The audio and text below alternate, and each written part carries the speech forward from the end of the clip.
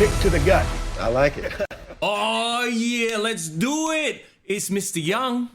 And it's for in the building. What's going up? on? Hey, it's a new day. Not because I'm a huge fan. I am a huge fan, of course, of Big E, Xavier Woods, and Kofi Kingston. But it's a new day for us here on Kick to the Gut because we have tweaked something. I don't know if you guys can notice. And perhaps you're thinking, hey, are you talking about Foreign's background? No, it's not that. Explain your different background today, by the way. Okay, bro, I have seen the light, bro. Now I'm like Shawn Michaels from WrestleMania 25. Okay. I want to go all white. So that's why I'm wearing my CM Punk white shirt.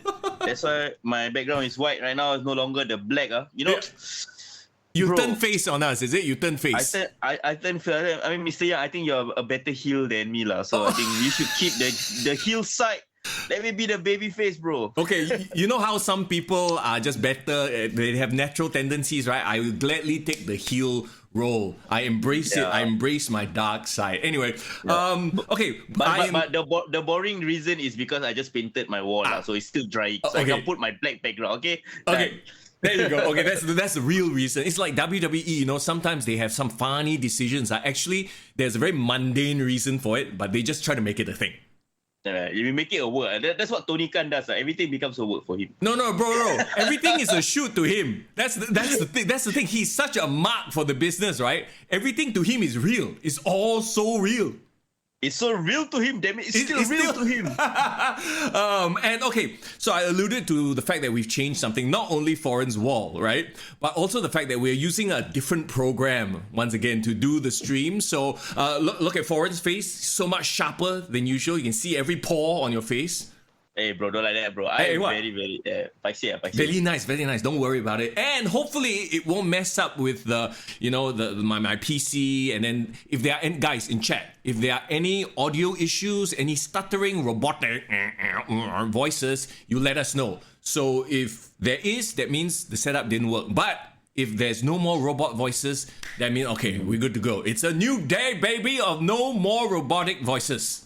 Bro, thanks to all our Patreon supporters. You are helping us to upgrade our source system to give better quality for you guys. So shout out to all our Patreon supporters. Exactly. And talk about Patreon, of course, you can always check out the Patreon link. It's down in the description. Hey, we got many tiers, okay? Whatever's comfortable to you. If you want to take your support of the podcast one step further, information's all there. We greatly appreciate you being here nonetheless. And of course, jump into our Discord where a lot more wrestling conversations are having. And then sometimes live conversations also. There's a general chat as well. So Discord link in the description as well. Let's say hello to everyone in chat, by the way. Irvin, it's good to see you. Edison, it's Monday.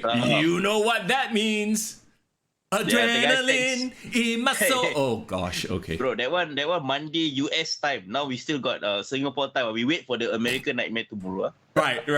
Irvin says that he likes Katie Catanzaro on the right hand side. Oh, you see, you got Casey Catanzaro to your left, Foreign. But here's the thing. She's not going to be Casey too much longer if any of these rumors and innuendos are true.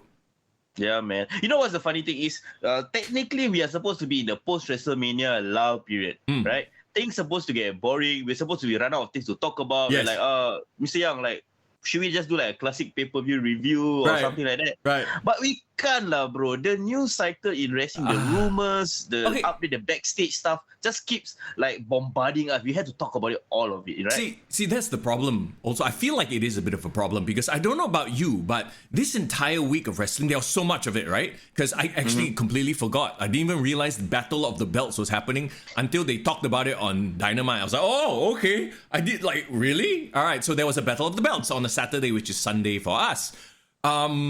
Yeah, it feels like a lot, but also it feels like nothing has happened. Does that make sense to you?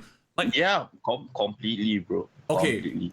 Is it a case of saturation? Just too much already, too much going on until it just all becomes noise. Just noise. And, you know, this is my first thing that maybe we'll jump into, like what AEW is doing. Like, can there be too much of a good thing in that? I'm not saying everything they're putting out is good, but because they have like 1,000,000,001 titles now, they're just as bad as the WWE. I'm sorry, but now you got the ROH TV title, you got the ROH title being defended. It's like every match is a title match. it makes it so that none of the title matches are special anymore, right? Yeah. Then now the FTW suddenly becomes like a recognized championship as well. Yeah. I wanted to bring up ROH right off the gate. Like, I really do not know. I'm fearful for Tony Khan's mental health. Like, how the hell is he gonna manage every single freaking thing? And he wants to book everything, bro, including ROH. Bro, Best Booker 2022. Let's go. Look, as a viewer, I feel saturated already. Let alone someone who's booking the shit, right? And here's the thing. I guarantee you he's also watching SmackDown and Raw or NXT, or at least he gets highlights. He's not the type who won't watch one. You know what I mean? Yeah. But that's the problem. Like 2 years, 3 years ago when WWE was the only game in town, I felt it was oversaturated because there was like NXT, Cruiserweight, 205, blah, blah, blah, blah. And not, that's just the wrestling in-ring product. What about all the like documentaries and wrestling related content out there? And then now we have another company trying to fight for our attention. This is a big week for AEW because they had like 3 big shows, right? For Dynamite, they had a Rampage that was live, and then they had the Battle of the Bells. So but that's the thing, right? Like, you're giving more opportunities, more platforms to push your talent, but I think there is too much talent to push. They're suffering from the WWE problem of 2019. Can we... Okay, see, here's the thing, right? And WWE does this very well, I feel, in that there's really only one... and maybe this is a good thing that there's only 1 or 2 top guys, top gals, so that it's not so convoluted. Whereas when you look at the AEW side of things, what I'm realizing right now, with all the top guys that they have, it's like, wow, who the hell are we watching? Like, it gets so confusing. And your top guy is not even really a top guy. Yeah. If your top guy is wrestling on the main event of Rampage for your title, and it's the middle show of a 3-day weekend. Like, for example, shouldn't Roman Reigns main event of WrestleMania Night 2. The last thing you see of the entire event of the week, right? Makes sense. Top guy. Adam Page, right smack dab in the middle on a live Rampage in between Dynamite and Battle of the... I tell you, by the time the end of the week, by the time we're talking about it right now, you probably forgot he had a Texas Death Match. Bro. Exactly, and here's the thing. And I suppose let's talk about this entire past week in pro wrestling, right? I guess we're going to start with the AEW stuff. Even though, WWE, to be honest, they've settled into this, like, we are just coasting now, we're relaxing. Because has anything really stood out for you? Let's quickly just brush past the WWE stuff, because really, I feel like there's not much that really stood out last week. Yeah. WWE is recalibrating, bro. To me, my favorite part of the whole of last week for WWE is actually the interaction between RK Bro and the Usos. Yes. Because it seems to me, right, like, now Roman Reigns is like the undisputed champion. He got no clear challenges. I mean, don't count Nakamura, no need to say lah. So he's taking a backseat, and I like that they're elevating. Now the whole story is more about like what's gonna happen to the tag team titles. They're gonna unify it, and both tag teams from Raw and SmackDown are really, really strong. Yeah. So, to WWE's credit, do you think that they realize, there's just too much going on, let's just hyper-focus on 1 or 2, and the rest can just be white noise in the background? So that at least the ones that we do focus on, people will pay attention to it. And now that obviously, like you're right, Roman Reigns versus Nakamura, like it's like, okay, bro, we know what's gonna happen. Why are you even giving that? That might as well be the opener, honestly. Yeah. But really, I want to see this tag team unification match between, like I said, RK Bro. Randy Orton cut one of like his best promos in like a while. Like he was super amped up. Yeah. Do you feel like that was his most natural promo as well? He was just going off the cuff. It felt. Yeah, it felt like what he does in like normal interviews that he does, off the cuff. He's really settled into that veteran role, and it's weird, but somehow I like that it's Randy Orton being the locker room leader now as opposed to John Cena. Right. Like for example, I cannot see if John Cena never went to Hollywood, right? And he became the veteran leader in the locker room, I don't think he will be as giving as Randy Orton. I don't know why. Okay. Yeah. I mean, the fact that he's left, maybe that's why he's quite giving when he does come back once in a while. But you're right. I think if he's the sort of like alpha A type personality where if he were the locker room, it'd be all about him. Yeah. Yeah. But Randy is like, he's one of the boys. He's like a bit of Bret Hart. It reminds me a bit of Bret Hart. Okay. Bret Hart was a top guy. Everyone respected him, but he had a high self-esteem about himself, but because he took his work seriously. Yeah. And he earned it. He earned it, but I feel like he enjoyed being with the boys, being one of the boys, and not being treated like, oh, I'm a bigger star than everyone else. Okay. So that's the vibe that Randy is giving me, and he's one of my favorite parts of WWE. But that's the thing, Randy has always somehow made, like, he had a boring period in his life. Yeah. But like now he's like consistently one of the best parts about WWE. I think the talent was always there. It's just, okay, now's the time to elevate. And you know, it's weird. It's like all these things go in cycles, and I think they've sort of accepted that, and they haven't become like super bitter. You know, like, you know, some performance, you realize that they hit a peak, and then after that, it's no longer about them, and they get bitter, and then they start talking shit about WWE, and then they go to AEW. You know, because they think they should be a top guy, like, for many years, right? But I think the way the industry is now, it's very hard. Like Roman Reigns, that's why he stands out so much. That, you know, he has been the top guy for the past 2, 3, 4, however many years. So, that being said, okay, what else on WWE really stood out to you? Irvin mentioned they're building Rhea versus Sasha. Oh, yes. Okay, so we have seen some back and forth interaction. So not only are they focusing on the men's tag team division, it seems like they're finally like hyper-focusing, putting more emphasis on the women's tag team division, because, it's two put together tag teams, but they kind of actually aesthetically kind of work, you know, Sasha Banks and Naomi as the current women's tag team champion. And they got a strong contender in Rhea and Liv Morgan, because, they look good together. But we've been talking in the rumors that, you know, Edge might be forming his faction. So where does that leave Rhea? Is Rhea angling for some sort of backstabbing situation with Liv Morgan down the road? So... but I guess in the meantime, they're having this tag team feud. Yeah. Very interesting times. And of course, then you have your weird side angles, like this, like if you are playing a video game and then there's like this random side quest that make no sense, like, you know, Ezekiel, which I'm still reserving judgment. I feel like they have a weird project every once in a while, and it's like the meme project. I feel like they can milk. It's like how Veer was such a meme for 7 months, right? I wonder if they're going to make this into like the meme or some sort of like a, they're hoping for, all right, let's get this guy some social media clout by, you know, having him be his brother walking around backstage in his trunks when he doesn't have a match. I mean, everything, I think every WWE fan probably saw the Photoshop that Ezekiel put out, like apparently him and Elias together side by side. You know what, like, I think we've been in we've watched WWE long enough to know that, you know, there will always be goofy segments and goofy stuff, but how we get enjoyment out of it is actually it starts to become entertaining. Right now, because it's involving Kevin Owens, right? I don't hate it because the way Kevin Owens reacts, like his indignance of like, what the fuck? This is stupid. Like, you know, it almost is like our reaction. Like, no, you're the fans, so I actually really like it. And, you know, kudos to Kevin Owens. He can deliver a promo as well, right? So my only gripe was, do you remember the backstage promo that happened? They were initially interviewing Tommaso Ciampa. Yes. And then the Kevin Owens thing happens. Then Ezekiel happens. Then all of a sudden, Tommaso, like, he like faded into the background, like, I'm not here.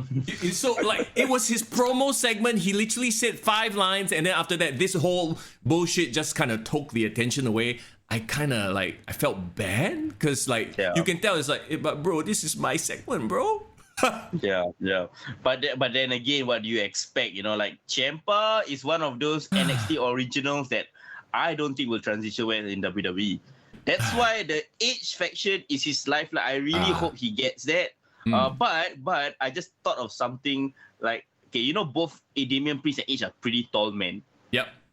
Ciampa is not. Okay. So I do not know whether visually he will be, you know. You know what it could be? It could be like the Eastie Boys. It could be like Sheamus, Rich Holland, and then you got Tiny Butch. Oh yeah, Butch. So Butch and Ciampa, they're basically the mascots of the teams. So they are like the short man syndrome guys who are like Rabbit. Hey, speaking of which, did you hear Pat McAfee say Rabbit Wolverine? No, I didn't. For who? for Butch, because he's like, he's very scrappy, he's like an animal. So he actually said Rabbit Wolverine. And then, of course, the internet picked it up. It's like, oh, they mentioned Benoit. It's like, yeah, it's a slip, relax, relax. Yeah. I mean, like Pat McAfee, I think he says a lot of things that he can. He said the Usos when they did the super kick. Oh, super kick party! He did that, right? Yeah, he's a huge fan of the business, you can tell. And I think, you know what? Can relax a bit lah. He's entertaining. It's fine. It's not a big deal. Like, oh, he said a bad word. Okay, speaking of that, right? Let's jump to Cody and Miz. You know that promo? Do you think it was scripted or was it off the cuff? When Cody said belt and then Miz was like, it's a championship. You know what? All these inside jokes, bro. Yeah, you're right. I was just about to segue into like Cody because I know it's about a week ago, but Cody's promo is really still fresh in my mind because I'm starting to see what's WWE's approach. WWE is not, he's treating him like a big star, but he's making him earn his spot to the main event. Like he's giving him matches with the Miz. Putting him in promo segments. So it's not like he's gonna give him the Roman Reigns treatment right off the bat. So I think this will go a long way in helping him like win over the fans as a babyface. With regards to his promo, it felt like that Cody had a hand in it. I think Cody wanted, for his hardcore fans that follow him to WWE, he wanted them to like, hey, I'm still gonna be like one of you. I'm still gonna like try to slide in a bit of the insider, knowledge, because we all know Vince McMahon's banned words, right? Yeah. You cannot say belt. It. Yeah. Cannot say belt, cannot say wrestler, superstar, right? Championship. So I like that Miz was playing the role of the WWE standard bearer. He's technically WWE spokesperson, like, you must follow our, PR, our HR, all must follow the exact words. So it makes sense that he is the one that is trying to tell Cody, bring you up to speed. Bro, you know the irony right now? That Cody, is the guy who gets to do this. You know who was the last person to get to do this? If you think very carefully, in WWE's history, there was only really one other guy that could like use insider terms on Raw. Chris Jericho. No, not even Chris Jericho. Oh. Well, you say Cody, so I'm guessing there's only his brother? No. There's only one other guy. Like, if you think back and chat, if you want to jump in, just think back on the WWE's product on Raw, SmackDown, and there's really only ever been one, and maybe his best friend as well, two people who have really been allowed to make these promos and reference inside jokes or inside terms and stuff like that. Oh, come on. I'm coming up with nothing, bro. Please enlighten me. Okay, actually, Irvin says CM Punk. That, not really, even. I feel like the only one who has really gotten away with it is Triple H. Okay. And once in a while, Shawn Michaels as well. Oh, yeah, you're right. You know what? And haven't, like, Cody gone on record to say Triple H is his favorite wrestler? Yeah. So maybe there's... and the fact that Vince is letting him do it, I'm like, okay, he must really, really see something in Cody. Let's push him, but not like all the way to the moon, which is the right thing to do. Edison says The Rock. Actually, no, I feel like The Rock has always been company man. He's always kayfabe all the way. Like, yeah. I heard the interview that Cody's clearly on his world tour of interviews right now with all the publications. I think he was on Busted Operator. He said something along the lines of when he got courted by WWE, right? He had Nick Khan, he had Bruce Prichard, he had Vince McMahon come to him and like sell him this, right? And then he of course made his non-negotiables, right? Don't give me back Stardust. And I just wanted, give me his control music. of my music, like treat me like the same person, give me the executive producer role for the Dusty Rhodes documentary, blah blah blah. And Vince McMahon say, if he ain't broke, I'm paying for what works. Yep. You know what I mean? So that was the quote that he said. So essentially, he wants this version of Cody in his company, not anything that he did in the past. So I think there's vindication there for Cody. Right now, the hard part is, can he shed off his... He's not a phony guy. Okay. But because he talk in big words, he might come across as condescending. We know this is his problem since AEW, because that was the reason that people made him turn heel, because he's so grandiose, he's a bit full of himself, blah, blah, blah. So he needs to learn how to toe that line and rein it in if he wants to be really the baby face that he wants to be lah. Yeah, I feel like sometimes when he starts crying and quivering and it feels a bit acting, if you know what I mean. Yeah. But I get Don't it. cry every 5 minutes lah. Yeah. I think that one we know that it's not. Hey, well, I mean, hey, once he starts talking about his first mixed race baby in the universe, then we know he's gone too far. But hopefully, like in the WWE ecosystem, they can pull him in and say, okay, let's chill out with that. Let's just keep it cool. I like that his first so-called like TV feud is with The Miz, because isn't The Miz someone that he's compared with the most? He was trying to be AEW's Miz with his reality shows, with the It couple. So I like that they put the two of them together, and he's gonna have a rematch with Seth Rollins at WrestleMania Backlash, another banger. One thing you cannot deny about Cody Rhodes, he can deliver in the ring. I always enjoy his matches. Yeah. Well, all of a sudden this became a Cody Rhodes love fest, by the way. Like, look how times have changed. Bro, we swing like pendulum. We are both guilty of this, bro. I think the next 3 weeks we will hate Cody Rhodes. No, but it's not even that though. Like I was thinking that, like, did we just suddenly change our tune because he's back in the WWE? But I feel like he's just the right person in the right place. Sometimes you can have the right person in the wrong place and it doesn't work. You know what I mean? Yeah. But my favorite piece of irony about this whole situation is Cody Rhodes is in WWE talking about being a wrestler. Chris Jericho is in AEW being a sports entertainer. I like that. You gotta love it. Right? It's a good time to be a pro wrestling / sports entertainment fan, right? Okay, so I don't know what's going on with Becky. She's sort of like, maybe take a back seat a bit lah, huh?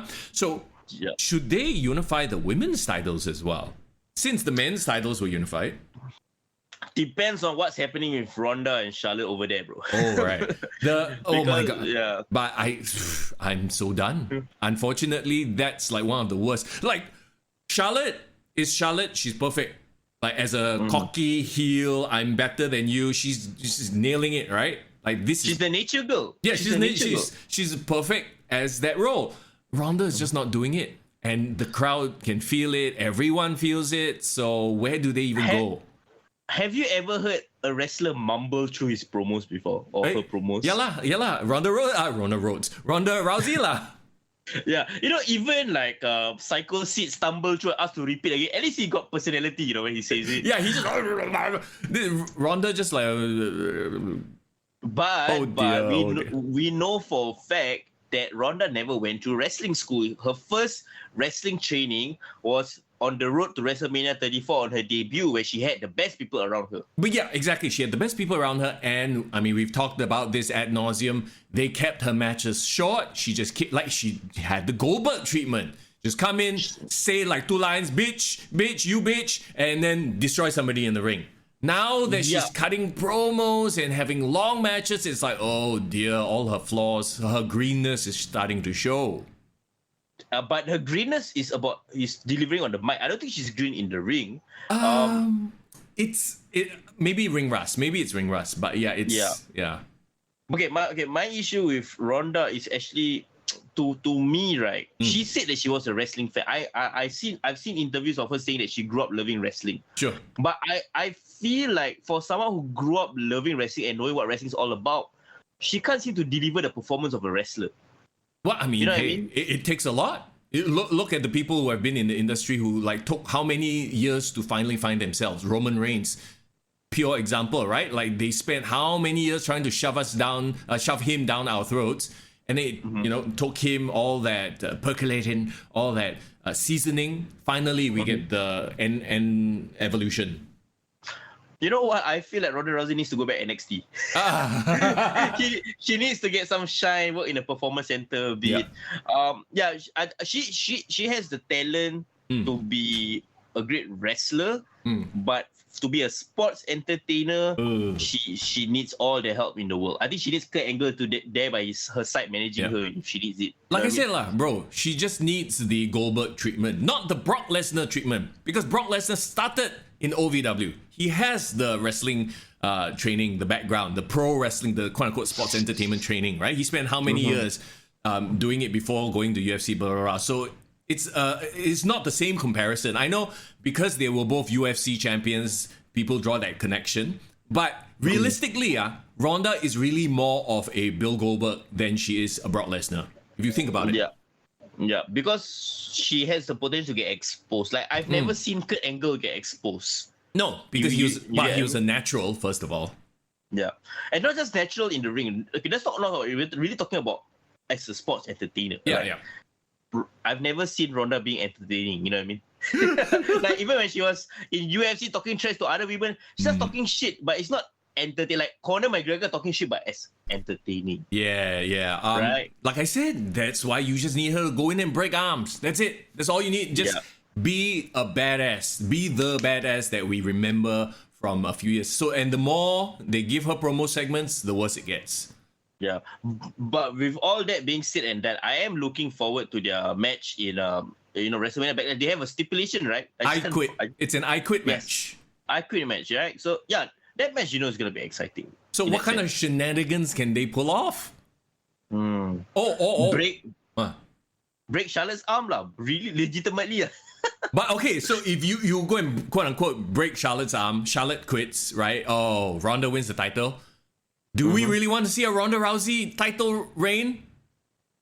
You know, if Ronda Rousey wins the title and you said like your previous idea to unify with Bianca Belair, clearly Bianca Belair will be the de facto face. It's like Becky Lynch and Ronda all over again. Exactly. So and now she's, like Irvin says, she's taking this so seriously, like it's gonna hurt her feelings if she gets booed. That's why she's been smiling so goddamn much. She gotta be a face this time around. So it's like, I don't know how this is gonna work. I think if you want to be in wrestling, you have to have a thick skin. Cannot be thin. Cannot be like easily affected by people. Can you imagine if Kurt Angle got hurt when people started chanting "You suck"? Like, you know what I mean? It's no, like he freaking embraced it and then he took it as a badge of honor, right? And wrestling fans freaking respect him for that. I think there's two type of highly respected skilled fighters. Yeah. One is they know they're fucking good. They don't need to show it off. Yeah. But then there's one who's super insecure and they need to keep proving that they're the best and keep telling everyone that shoving it down their face. You know what I mean? Like you see people like George St. Pierre. Yeah. Oh, yes. He knows he's the best. He's very humble about it, right? Very respectful, respects the martial arts code, whatever it is. Yeah. Correct. And like you have some insecure people. I mean, you can name a bunch of like loudmouth MMA fighters who kind of wants the clout, but they keep. I think it's just comes from a place of insecurity. So clearly, Ronda comes from that.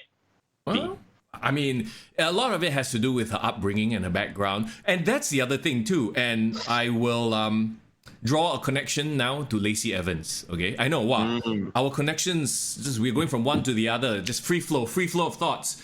Let's go, bro. We've talked about how WWE has the most amazing production video package editors, right? You mean to tell me you can't fucking do an incredible video package about Ronda Rousey? She has an incredible story, about her dad committing suicide. I've heard those stories before on podcasts and featurettes, UFC featurettes. So why can't WWE do the same? Okay, maybe she doesn't want to revisit the trauma. I get it. But then there's things like her living in her car. All those stories can be told to bring quote unquote sympathy. And maybe that can be the chink in her armor, as opposed to just have her come out and cut angry promos that just don't work, And I draw the reason I bring up Lacey Evans as well is because last week was week 2 of her. I'm backstage in front. At least this time they gave her a fucking proper background. Remember, bro? She give green screen lah, bro. I know, at least got something. 2 weeks ago, she was just backstage. Some random, okay, you stand there, we film you, and then she's talking about her very emotional story in her lingerie. Okay, whatever lah. All right, outfits. A bit big signals lah. Like, I feel sympathy for her, but I'm also turned on. I don't understand. I don't understand what is the effect that we're trying to do on me. You know what I mean? All these conflicting emotions, my God.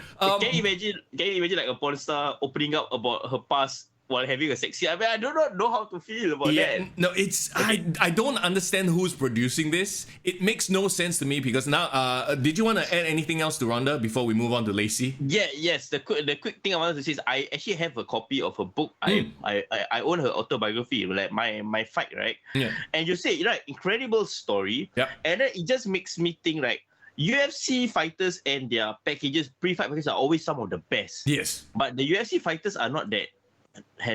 Some wouldn't even. They don't even have that much personality, right? So see, that's why Dana White knew. Like he knows, like okay, these fuckers can't deliver promos. Just do amazing packages. Just have footage of them in the ring. They narrate about their life. Wow, you feel good. I want to cheer this guy on. But then at the press conference, fucking boring. Yeah. Just do the same thing with Ronda Rousey. Doesn't have to be super personality. Yeah. Do the production work of it, and then when she's in the ring, let her be a badass stuff. Full stop. Done. So that leading us to Lacey Evans. They're trying to tell us her story, which is an amazing story as well. But she's being forced to just stand in front of a green screen, stand in a random background. And I'm not saying that her delivery is bad. It's all right, but it's okay. It's like. As a face, right? I don't know. I feel like somebody else should be telling the story. She can narrate parts of it that you can show, and they try to stick in some photos, or maybe they just don't want to put that much effort into her. But I feel like there is what the heck is that? Is that a plane flying by? Oh, bye. Oh yeah, okay. I have a. Apparently, I'm on the flight path of some freaking because airbase. that happens quite often, right? Yeah, and the planes fly so low. I'm a bit scared. Like, hey, alamak, hey, what, bro? Anyway, yes, talking about Lacey Evans, right? Incredible story. U.S. Marine. She could be such an over baby face. You could do so much better than just having her stand in front of a green screen. She can tell her story. She can narrate her story, but with videos, with freaking, you've seen like the Bobby Lashley packages, the Brock Lesnar packages. Why not give this to Lacey Evans? Yeah. I would love that. I would love to see training montage of her training, being with her kids, and then even if she wants to do VO, she can VO over it, right? Yeah. Okay, even if she wants to do like a live, like in-person kind of promo like that, do what they did back in the 90s. Man, remember when Jim Ross interviewed Mankind? Oh yeah, sit down, to learn about his history, or like when I remember this one very particular promo that Jim Ross did with Triple H, and when he called himself the Game for the first time, right? When he became like the main event guy. So like I feel like make it not so awkward for her. If she's talking to someone, like give her sit down interviews with like Kayla Braxton. Yeah, and it's not just awkward for her. It's awkward for the audience because they play it right. And if you notice on the broadcast, they play it and then they're piping in crowd noise as well. So the crowd is actually watching this and reacting. And the crowd, I mean, they can't cheer, they can't boo. They're just sort of like, so there's this listening. Flat crowd noise that kind of feels, I don't know. Like if you want that vibe of her telling her story, then she should be in the ring telling the story. So, you know what I mean? So it just feels a little bit... sorry, I think we had a lag spike. Oh, okay. No worries, but we're back. Go ahead. Very minor lag. Yeah, what I'm saying is that despite all that, I'm actually more interested in Lacey than I've ever been. You know what I mean? Yeah. Like, I feel that, this story will make her a good baby face, but no more than one more week of this. Like, it can't be like 4 weeks of her sitting back. You know what? It's just that it's gonna end up being like the Alexa Bliss therapy segments. Oh my god! Where did that lead to? Well, right? yeah. I don't believe that she just showed up for one. I guess they wanted to give her a payday. Now here is your wedding ang pao. Now go and get married. Yeah. I think the reason why she wasn't involved in WrestleMania this year, I think it's really for her wedding. If that is the case, then I think it's fine. I think it's fine. Hopefully, when she does come back, though, they put her up there lah. She can maybe challenge Bianca. She can bring up one of the other female superstars. But anyway, okay. So anything else you wanna talk about in terms of the WWE before we move on to some rumored name changes? Okay, I can't wait for this. Yeah. I think let's just dive right into that, bro. I think we've covered more of the basis of WWE this past week, so let's go. There you go. Okay, so I don't know if you saw this. When I saw this, I was like, "Are you serious?" First of all, on an episode of SmackDown, a dark match, LA Knight came out, and I think the crowd was like, "Ooh, okay, this is cool." Like LA Knight, they're giving him a try, right? But he's not coming out as a wrestler. No. He's coming out as a manager. And he has apparently started Night Model Agency or what the hell is it called? Night Modeling Management? Modeling. Yeah, so the fucker is now Oh my God. He's a Robert Stone lah, essentially. Yeah, but better than Robert Stone. So I'm like, wait a minute. This guy, he can wrestle. He's pretty jacked. Why is he coming out as a manager, first of all? Okay, fine. Great mic skills. And once in a while, he can get in the ring. That's cool. But a modeling agency and his first client, Mace. I saw. Oh, good old Dio Madden coming out in shades and a jacket and then posing for the crowd. I'm like, the crowd, I think, were like, we don't know what to do with this. What the fuck am I seeing, right?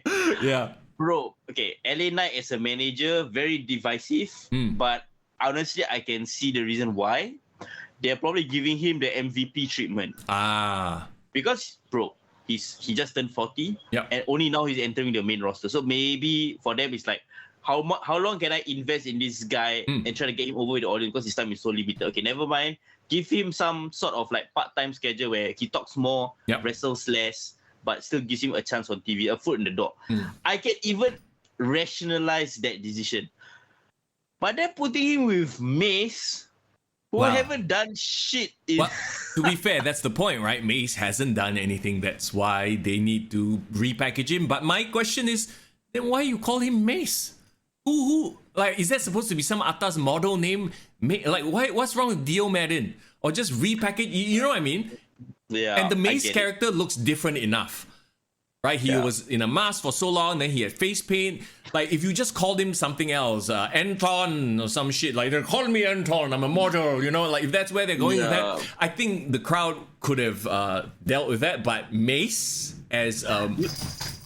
You know, WWE always struggles with, continuity issues, right? Yeah. If they just cut or did one segment backstage where like Mace is just sitting around moping in his mask, and then LA Knight walk by and like, you know what? Let me give you a makeover. Here's my card, model agency. Like, give a reason, explain that. Then I can still somehow rationalize it. Well, to be fair, that could still happen on TV. Remember, dark matches aren't canon. They are just trying things out. So maybe they're like, okay, this is going to work. LA Knight will start showing up on SmackDown or Raw, whatever, and then, he'll cut promos. Yeah. And I've grown to enjoy him as a promo. Like, I don't know what it is. When he first started on NXT, I was like, the promos seemed a bit forced, seemed a bit like, oh, this guy is trying to be a Rock or trying to be an Austin.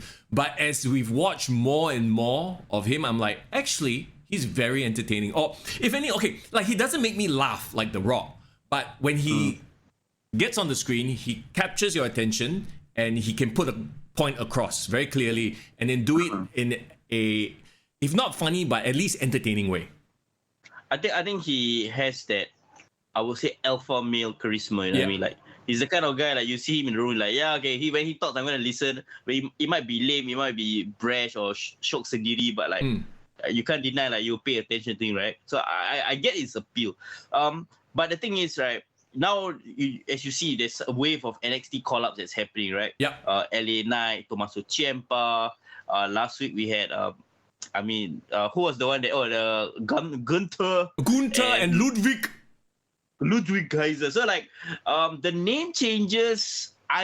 The thing is, right, WWE's audience is a core audience. Like they might think they appeal to mainstreams and like casuals, but the people that watch every week to week without fail are the wrestling fans. So you're alienating your wrestling fans by chopping and changing. Like, who cares? Like, you know what? I love Gunther. I can't believe I'm saying his new name, but I love Gunther. But because of his name, I'm like, why should I love him? Why if I love him and then he changes again? Okay, bro, I don't have that sentiment. I'm actually quite okay if you need to rebrand. I actually disagree with you. I actually think that, I wouldn't say that the bulk of their audience is fly by night, but I think that the core is, quote unquote, used to it enough, or they are okay that, all right, like whatever, close to one eye, like, but a lot of it has to do with trademark as well. At the end of the day, they don't want you to use a name that they can't trademark that you use in the indies. Whether you love that corporate behavior or not, that's not the point. I understand the point. From a manager's perspective, if I pump in all my time and effort into you, and I let you use your indie name. Then after that, you leave the company, you use your indie name again. Alamak. Then I've just basically, pumped all this money into this fella, and he's just like fucked off on my dime. Yeah. Okay. I get it. But couldn't they come up with better names? Well, yeah, but that's a totally different story. And, on the topic of names, by the way, Irvin says they renamed him Face. Legit? Are you sure? Wait, Irvin, are you saying that they renamed Mace Face? Please, Irvin, please confirm or neither confirm nor deny this. Yeah, that sounds like a joke to me. Because when he came out... Send links. Yeah, send links to verify. Yeah. Because when he came out on SmackDown, the Titantron did show Mace, M-A-C-E. It was this whole Retribution video. Maybe they hadn't had the time to change it. Anyway, talk about name changes, right? So, okay, more call-ups from NXT. Here are some trademarks that have been filed, okay? Raul Mendoza is one of Legado del Fantasma on NXT. Yep. His name is now Cruz del Toro, or they filed a trademark to Cruz del Toro. Okay. All right. Okay. The lovely, beautiful lady right next to your face, Casey Catanzaro, former Ninja Warrior, by the way. Do you want to know her new name? I do not want, but sure. Katana Chance. I'm sorry, like, what the fuck is that? Katana Chance. Okay, do you see? They're not even trying, bro. They are just taking the name and like, okay, what's the next letter or next nearest name that sounds like her name, but it's not her name. Go for it. Okay. What? I'm going to rationalize this for you. She came from what competition? Reality TV competition? Ninja Warrior. Yeah. Ninjas use katana. There you go. That katana. Ninja Warrior katana Chance. The last name is just to cut the Catanzaro and make it simpler, lah. Yeah, Chance. Like and WWE they will shorten it so her name will be Katana by next year. Yeah, but wait, the Raul Mendoza, something De La Cruz or what, right? The Cruz del Toro, bro. Bro, somebody backstage just watched like any Mexican movie, any Mexican name that they keep seeing on mainstream. Okay, they hear Benicio del Toro. They keep hearing Penelope Cruz. Okay, Cruz. I keep hearing this name Cruz. Okay, and I remember Cruz del Toro. Yeah, just add together anyhow, oh my God. Irvin says it was on Wikipedia. Hey, Wikipedia people can edit one, right? It looks like a typo. Bro, I think I can go to Wikipedia and edit Mace's Wikipedia right now. No one will give a damn. Yeah, exactly. Okay, let's move on then. Here's another one. Kaylee Ray. The the NXT UK champion, women's champion. She was a UK champion for a very, very long time, yes. Kaylee Ray will now be known as Alba Fire. What? Alba, A-L-B-A, Fire, F-Y-R-E. Why? Kaylee Ray is actually a pretty cool wrestling name, in my opinion. And then she initializes it as well, KLR. Yeah. So, it's like RVD, like easy to remember, KLR, Kaylee Ray. So, the fact that Alba Fire, Alba Fire, Katana Chance, Wapiang. Okay, I'm gonna rationalize this. Yeah. She is a big fan of Jessica Alba, and she visited the Fire Festival. Ta-da! Alba Fire. I cannot. Okay, unless this is really... Okay, I will only accept name changes if the name has a significance to the wrestler. Sure. Like, I could accept... I was actually very unhappy when Prince David changed his name when he went to WWE. Okay. I was a huge fan of the name David lah, because his real name is Fergal David, right? Yeah. But then he changed it to Prince Balor. And do you remember when he challenged Seth Rollins for the Universal title the first time? Yeah. And he explained it. He cut this sick promo explaining why Finn and then Balor is like the Irish mythology. Like, that made it cool. Like, I get it and I can accept it. Not Alba Fire, love. Bro. Casey Catanzaro, she's going to come out in a ninja outfit, no? I swear, with a katana. Like, freaking Drew McIntyre has a claymore. He literally comes out with a claymore sword. So now, Casey is going to come out with a katana. You watch? I think she will dress like Mortal Kombat before the end of the day. Confirm what? Hey, bro. Hey, and she has all the like fancy moves because she's a ninja warrior and everything, right? Bro, she's gonna be straight up like Kitana. Hey, Kitana. Hey, let's not copy. Kitana sounds like Katana. Katana. There you go. It's the name of a sword. Xia Li and Zelina Vega will want their gimmick back, if that happens. Speaking of Xia Li, what happened to Xia Li? What happened to all her cool? She like literally has the coolest graphics, the AR graphics. Now gone, never to be seen again. Not just that, bro. What happened to Io Shirai? There was supposedly she's supposed to debut as well. Don't tell me when she debut, her name will be like Shirai Yue or some I do not know what. Dio Sharwe. Shinobi. Hey, Shinobi and Ninja together. Oh my god. Don't give ideas. I tell you, don't give ideas there. You know what? You're right. We're seasoned to this. Like we don't have any no reaction really. Put Casey and Io Shirai together, they can be Katana and Wakizashi. What? The two ninja weapons. Oh my god. Okay. Katana and Shuriken. I hope no one from WWE starts watching Attack of Titans. Then they will start having all weird kind of references. Nah, it's fine. So yeah, those are the potential call-ups. And those are just dirt sheet rumors, trademarks filed. Maybe they won't use it. Maybe they'll wake up their idea and actually Kaylee Ray is a nice name. Remember that one time they changed, what do you call it? Who's the Alpha Academy guy? Otis? No, not Otis, the other guy. What's his name? Chad Gable. Shorty G. Chad Gable. Call him Shorty G. Trademark him and call him Shorty G. Remember that terrible... Yeah. I hope they wake up their idea and get them back on the right track. Yeah. Okay. Speaking of the right track, let's now talk about AEW. All right, so much. And this is to my point earlier where there were so many title matches, so much going on. I felt a bit lost after a while. I was like, okay, one match after the other. So anything from Dynamite, Rampage, or Battle of the Belts really stood out to you? Okay, let's go in sequence, right? Let's talk about Dynamite. Dynamite started out CM Punk and Penta Obscuro. I don't know whether they're still doing that thing. Well, that was the first time I ever seen CM Punk do a botch. That's the only significant thing that I remember from that match. CM Punk's in a holding. He's in a holding pattern, bro. He's waiting for the green light to go and feud with Adam Page. Once Adam Page is done with his bullshit with Adam Cole, then okay, my turn. So yeah, I get that. But the thing is, like, I can't wait for when CM Punk actually goes after the title, and those segments will elevate Hangman Page, like how Bryan Danielson elevated Hangman Page. So in the meantime, why have him there? Why even have him wrestle? Yeah, or like have him cut a promo. Or like I get the value of CM Punk, right?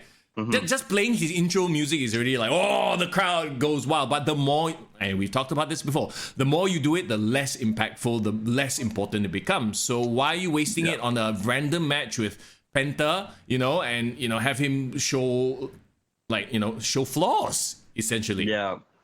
Like and why even you don't even have to put over Penta? Penta doesn't need to be put over. And speaking of which, I don't know whether you saw some I don't know on which show, but apparently the next week CM Punk is gonna face Dustin Rhodes in a match. So Dustin cut this very like emotional. The emotional stuff runs in the Rhodes family. They all love this. I'm so worked up. I'm gonna cry.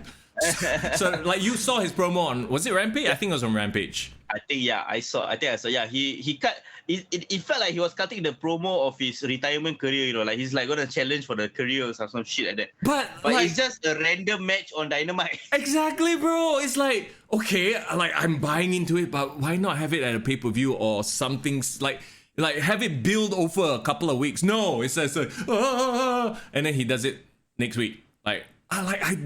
You see, AEW fans always talk about, they have long-term storytelling. No, bro. It feels like they are just sort of like, all right, and maybe it has to do with the fact that most wrestling fans now have a very short attention span, and maybe they acknowledge that. They're like, okay, you know what? We'll just have a 2-week feud, 1-week feud, 3-week feud. That's it. I think a bigger problem is they just have too many talents right now. They are rushing through every single permutation and storyline. Like you see, right, every time a match happened, the moment the match finished, straight away cut to a backstage segment. Yep. Straight away, the guy talk 2 seconds, then suddenly get interrupted by someone else. Then suddenly go back to the ring. Like their segments don't breathe enough. Yep. Too much of the same thing every single week. Every week somebody gets interrupted backstage. Every week tables get brought out. Every week someone bleeds. Yeah, so it feels that I think they're trying to create this environment in AEW where everyone's trying to maximize their minutes on TV. Like, okay, I only got 2 minutes. I gotta make the best out of it. Yeah, great. I guess environment, but again, you can't give pack so much into this. You will completely forget about it. This time next week rolls around. So, are we saying that there should be a pecking order? If CM Punk is on the show, I'm sorry, whatever he's doing, you don't fucking do it. Yeah, of course. Yeah, of course. Like, it's supposed to be that way. It has worked for hundreds of years. You know, there's a main event, there's an undercard, there's a mid card. But you see, they want to be the promotion that lets everybody shine. Everybody do, freaking jump off balconies and shit like that. Time will tell whether you are winning over new audiences or you're just shrinking your audience to whoever they are. I think their audience will stay no matter what. I think you're just not going to get new people to come in, because if the same thing is happening every week, then there's nothing that is special. You are not building up to anything already, And this is the same thing we've talked about week after week after week. Like when I watch WWE, it's and you can kind of see, all right, they're playing the long game in that, there's only 1 or 2 big moments. Everything else is just treading water, so that when the big moments do happen, it's big. Versus on Dynamite, Rampage, and whatever else they have, everything is a big moment. Everything is over the top to a point where it's no longer over the top because, the last segment we just saw somebody go through 10 tables. You know the best example I can give you? Every single time when they promote a match card for Rampage, right, or Dynamite, it's super stacked, right? Yeah. But can you name me what was the main event 2 weeks ago on Dynamite? No, and the way they do it too, because you have Excalibur, like he just spams through it to a point where I'm not even paying attention anymore. Like I don't know what's going on. So in a way, we are saying yes, don't fucking let everybody have the opportunity to shine, which sounds like such a douche thing to say, but at the same time, don't you think that makes sense? Like, all right, like your time will come, you need to chill. I think Tony Khan is too much of a people pleaser right now. Everybody gets to do everything, so everything gets watered down. Okay, in the spirit of Ramadan, let me give a food analogy, bro. Okay. It's like every single week, right, you have buffet. Every single week you have buffet. It's great, all these selections. But after a while, you're like, you know what? I just want to have prata for a couple of days. You know what I mean? I just want to have my set routine. Like this week, I'm just going to eat this. Yeah. Like, I don't want to be spoiled for choice every single time. Right. Well, I mean, let me give you another food analogy. If you're eating foie gras every day, then after a while, foie gras means nothing to you. Whereas if you only eat it, because it's expensive, right? If you only eat it once a year, wow, you fucking savor that goose. What's that Japanese fish that is like super expensive? It's not unagi. No. Fugu? The puffer fish? My god. You know, right? It's a tip of your tongue. Every time you go Japan, they always want this fish because it's super expensive, like street food even. Street food? Okay. I don't know what you're talking about, but I know there's like sea urchin that's very expensive as well. I rarely ever order it. But when you do get it, it is special. Like caviar, same thing. Anyway, the point is that, right? Like if you give people the quote-unquote best thing every single day, it's not going to be the best anymore. It's like, we talk about like rappers, celebrities, right? They get the PUC. Fuck. This is me trying not to say the word without. So. Oh, PUC. Okay, got it. The punane. They get that thrown at them. Like, you know what I mean? To a point where it's like, okay, that's why they start going and trying to find other things because they get bored of it. Same thing. If you're in your entire life, you only ever manage to have less than 5 girlfriends in your entire life, you will savor every single one of the girlfriends. Yes, exactly. Okay, so bringing it back to wrestling and not into our personal lives. Like, okay, CM Punk, I think because of his indie spirit, he wants to put over everyone. I understand. He wants to have matches every week. It's the same as Bryan Danielson because they feel like they're still full-time wrestlers, right? But sometimes you need to think a bit like Brock Lesnar. You might need to have a bit of a Hulk Hogan ego where, oh no, even Stone Cold had that ego about him where he said, if you want to fight with me, it has to mean something. Build it up. Don't give it away on free TV. Yeah. And this is going to be a bit of a sidetrack, but I don't know whether you managed to sit down and watch Broken Skull Sessions with Bully Ray. No, I haven't watched that yet. Okay. On your own time, watch it. You guys on chat, please watch it. Best episode, in my opinion, since Chris Jericho episode. Really? Okay. Yeah. It's so weird because I've never seen like Bubba Ray and Stone Cold like really be close. Like back in the day, I never really thought they were like running buddies or what, right? But they really actually are pretty similar because both are loud, brash, very opinionated, right? Yeah. And Bubba Ray not afraid to bust Stone Cold's balls, you know. Okay. Because okay, so now this relates to the story with regards to like Stone Cold knowing his worth and he doesn't let people fight, right? Fight him for no reason. It has to make sense, right? So actually, Bubba Ray, Stone Cold was saying like, okay, who was like one of your stiffest opponents you fought, or like one of the most hardest opponents you faced? And he talked about, it was Brock Lesnar. I actually had a match with a young Brock Lesnar. When somebody didn't want to show up for work, I had to fight him. Oh.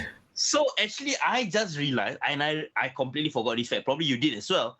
That when Stone Cold took his boy and went home, the match that they had on Raw instead was Bubba Ray versus Brock Lesnar. Right, and then Brock beat him because Stone Cold, for context, Stone Cold didn't want to lose to Brock on free TV with no build. That was his reasoning. And you could say, he was being a diva. He wanted to take his ball and go home. But, on the other hand, I actually do 100% see it Stone Cold's way. This could have been a marquee match. Yeah, of course, for sure. Brock Lesnar was a Stone Cold WrestleMania match. Even back then, I think it would have been a WrestleMania match. I would argue the best booked person in AEW right now in terms of how he's not overexposed, MJF. Okay, actually you're right. And we all know that MJF is a student of the game. Like he's old school, he studies tapes, and it shows. It really does show. You are absolutely right in that comparison. I mean, and now you go and compare it to, okay, for example, Wheeler Yuta. They recently had him last week, bloodbath of a match, made it super competitive with Jon Moxley. Only time will tell, but like, I don't know. Now all of a sudden he's like full-fledged best friends, buddies with the Blackpool Combat Club. Wouldn't it have been better for them to have dragged this out a little bit, have him prove himself, maybe have him lose very decisively against Jon Moxley? Like, it just feels very rushed. It's like, okay, we want him in our stable. Come, we just have one match.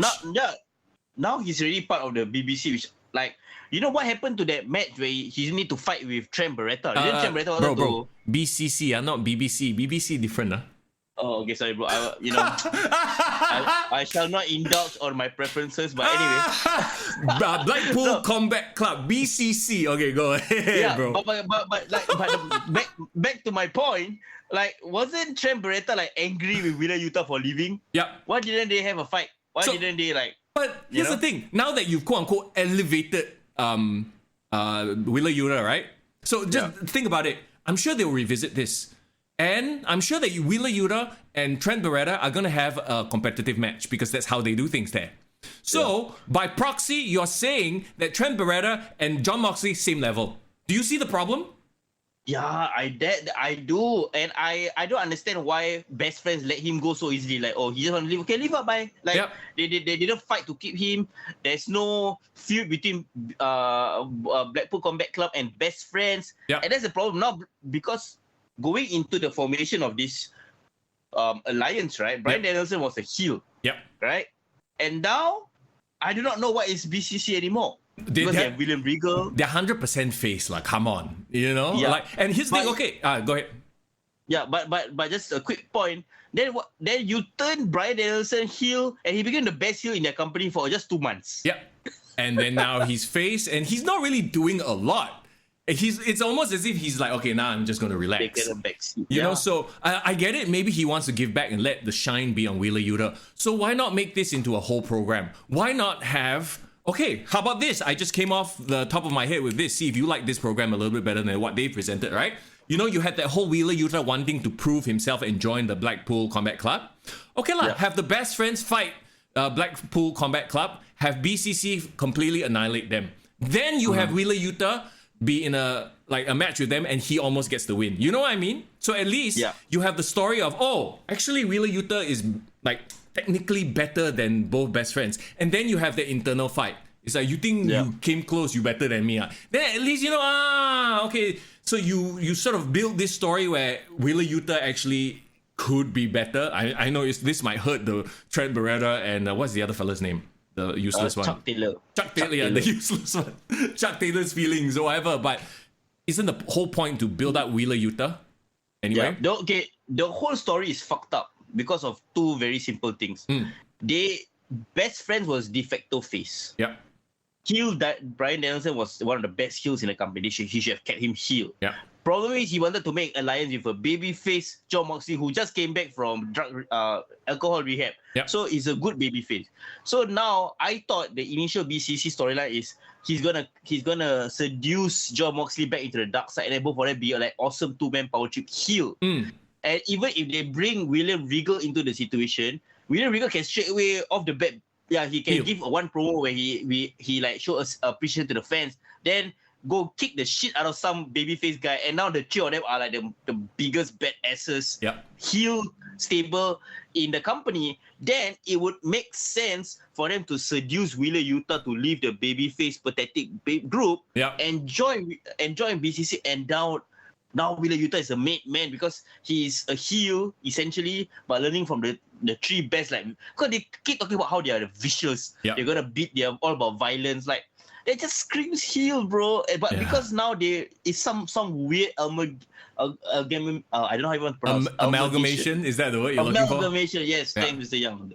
Like, it's just this weird mix of what are they? What's the dynamic? And I think in wrestling, if the fans are confused on whether should I cheer or boo for you, you are already losing the audience, in my opinion. But bro, that's AEW. They don't believe that faces and heels, you know, they don't believe that things are so clear cut. You have to have shades of grey, bro. Shades of grey. Like my shirt, shades of grey. Shut the fuck up, lah. Best Booker 2022. No. I'm all about white, black and white. You have to be straightforward. And I can't take Wheeler Yuta seriously. You know why or not? It's the most random reason why. Why? He looks too much like Mike Shinoda from Linkin Park, bro. Wow. One thing. No, I don't know why. I tell you, he looks like a modern day. Oh my god, what's that? The Lethal Weapon. In WWE. Jet Li? No. Steve Blackman. He fucking looks like Steve Blackman, lah. Yeah. He does. I mean, I don't want to be bodyist also, but he's a bit like, you know, of a plank. His body shape is plank. So he doesn't look impressive. Like, let's say it was somebody like, I don't know, Miro. Ethan Page, exactly. And Ethan Page can cut a much better promo. He's a much better smarmy heel as well. That's why I just feel like of all the people they could have got into the BCC, there's so many other better options. Like, I could even argue Brian Pillman Jr., bro. Yeah. No, but you see, that's what they like to do, that because they have free reign, ma. So they're like, okay, let's bring our friends in, like Wheeler Yuta, friend. Like, I hope it leads somewhere, but I don't think that Wheeler Yuta is going to be setting the world on fire anytime soon. He's going to have that one amazing, quote unquote, amazing match with Jon Moxley, and then that's going to be it. And there are a lot of issues that stem from that as well. Of course. The biggest to me being, you had that match on Rampage 2 weeks ago, right? And then last week, you had, this past week anyway, the main event, Adam Page versus Adam Cole. Similar sort of match. Like Texas Deathmatch, but it's basically like weapons and did somebody, I think, I can't remember who bled, but it just had no impact because last week we just saw the freaking Crimson Mask. Yeah, and their bleeding wasn't as badass or as crazy as last week's Wheeler Yuta bleeding, you know what I mean? No, and it's Wheeler Yuta versus the champion. Shouldn't Adam Cole be the one bleeding like a stuck pig? Exactly. You know, the way he did. So I think that's our point, and I think you agree with me. Like, they just give away these things on free TV to the detriment of their actual champion, someone who has the belt, who could be, a big star. Okay, for all the criticism WWE has, right? Do you think in a pay-per-view, for example, where the main event is a Roman Reigns match, they are gonna give the 24/7 title a last man standing match? No, of course not. And there is a hierarchy, right? Yeah, we talked about this for WrestleMania. Like, there were no table spots. Only they reserve it for Stone Cold, because he probably told them, like, and maybe CM Punk, maybe your Daniel Bryans, and maybe your Hangman Pages need to be like, okay, can we like make it so that when we do something, it's special, as opposed to everybody has done the goddamn same thing. Yeah. And I think it was just too easy that he joined the BCC. Like, he beat one time, lost, and then get a shake of hand, and that's it. Like I don't know, like they should tease him. Like, I think men trying to chase girls have to work harder just to get a woman's attention. The women don't, like, after one time you impress me, okay, come. Join me in my room. You know what I mean? No, you know what? It's like anybody working towards a championship. If you immediately give them the championship, it's like, okay, there's no more story to tell. Yeah. It feels like, and AEW, I think, is very guilty of this. They hotshot storylines and angles because they want to get to a certain status quo. Oh, I think this is a good idea, but instead of having 3 weeks to build up to it, let's just have it next week. Oh, that's Dustin Rhodes. I'm going to have a match with you, CM Punk. Oh, emotional. And then next week is the match already. Yeah. You know what I mean? Like, I want to just touch on the CM Punk thing before we move on. Yeah. Imagine, right, bro? People, it will make sense in storyline and in real life. CM Punk is in a company. Everyone is lining up to fight CM Punk, correct? Sure. And CM Punk wants to take on all comers, sure. But I feel like people, they have to queue up and they have to earn a spot to fight CM Punk. Like, I rather have that. That would be more intriguing than one time, I call you up. Okay, let's have a match. So what are you talking about? The CM Punk Cup. Everyone have brackets and fight. Finally, CM Punk in the middle. Okay, you are the winner. You fight me. The Summer of Punk. Everyone need to fight in a tournament to win the right to fight CM Punk. I used to remember the WWE 12, or like back in the day, like they had like you had to go up towers just to fight Undertaker. You know what I mean? Yeah. So like make them like a big deal, or like a Bryan Danielson technical submission challenge, where who can last 5 minutes with Bryan Danielson. If he made it a long running thing, it would have been more interesting. Maybe that guy could have been Wheeler Yuta. After, all the best friends try, they get submitted within 1 minute. They get submitted in 2 minutes, and Wheeler Yuta actually survives. Like, whoa! Then you could have the best friends say, hey, you think you better just because you survive, then, well, I mean, armchair booking. So why I like Bryan Danielson as a heel when he was facing Hangman Page? Remember what he did leading up to fighting Hangman Page? Each and every single week, he beat the shit out of a Dark Order member. Yeah, he just destroyed them. And there was no, we make this a competitive match. The only time the face got offense was when he does the heel stuff. Like he taunts them, or he doesn't finish the match. Then you give him a little bit of a glimmer of hope. Nah, shut you down, right? Yeah. And those series of matches, like 4 or 5 times, 5 consecutive weeks where he fought a Dark Order member, it makes sense. It was matches with different Dark Order members, and it would lead to fighting Hangman Adam Page. Yeah. Make that kind of storyline that goes a couple of weeks, you know what I mean? Sir Hoos, how you doing? Sir Hoos says BCC got Steve Blackman from Wish. Yes, indeed. Oh, I wanted to shout out to Haley. Yes, unagi, that was what I was saying. Correct. Hales. Unagi is eel, and it's not expensive. It's quite cheap. Is it? But there is a type of fish I remember that was very expensive. Was it abalone? No, abalone is a mushroom, but it's very expensive as well, right? Abalone is a shellfish. Yes, I'm not there. Anyway, why is this? We shouldn't be talking about food. We'll talk about food when we break fast. Okay, wait. You talk about, speaking of hot shotting, I just want to talk about one more thing before we move on from Dynamite. I can't believe we took so long on Dynamite. Bro, Samoa Joe, Minoru Suzuki, main event, ROH Pure title. I don't even want to talk that long about the match, bro. It's TV title. Pure is Yuta. Wheeler Yuta is Pure. champion. ROH TV title. Talking about just randomly announcing a dream match for no reason. Okay. I don't want to talk much about the match because I know your thoughts on them and their strong style stuff. Yeah, no. Very simply put, if you're new here, if you're new to the podcast, hello, by the way. Me, Mr. Young, I am not a fan of trading shots. Come on! Slap you, you slap me.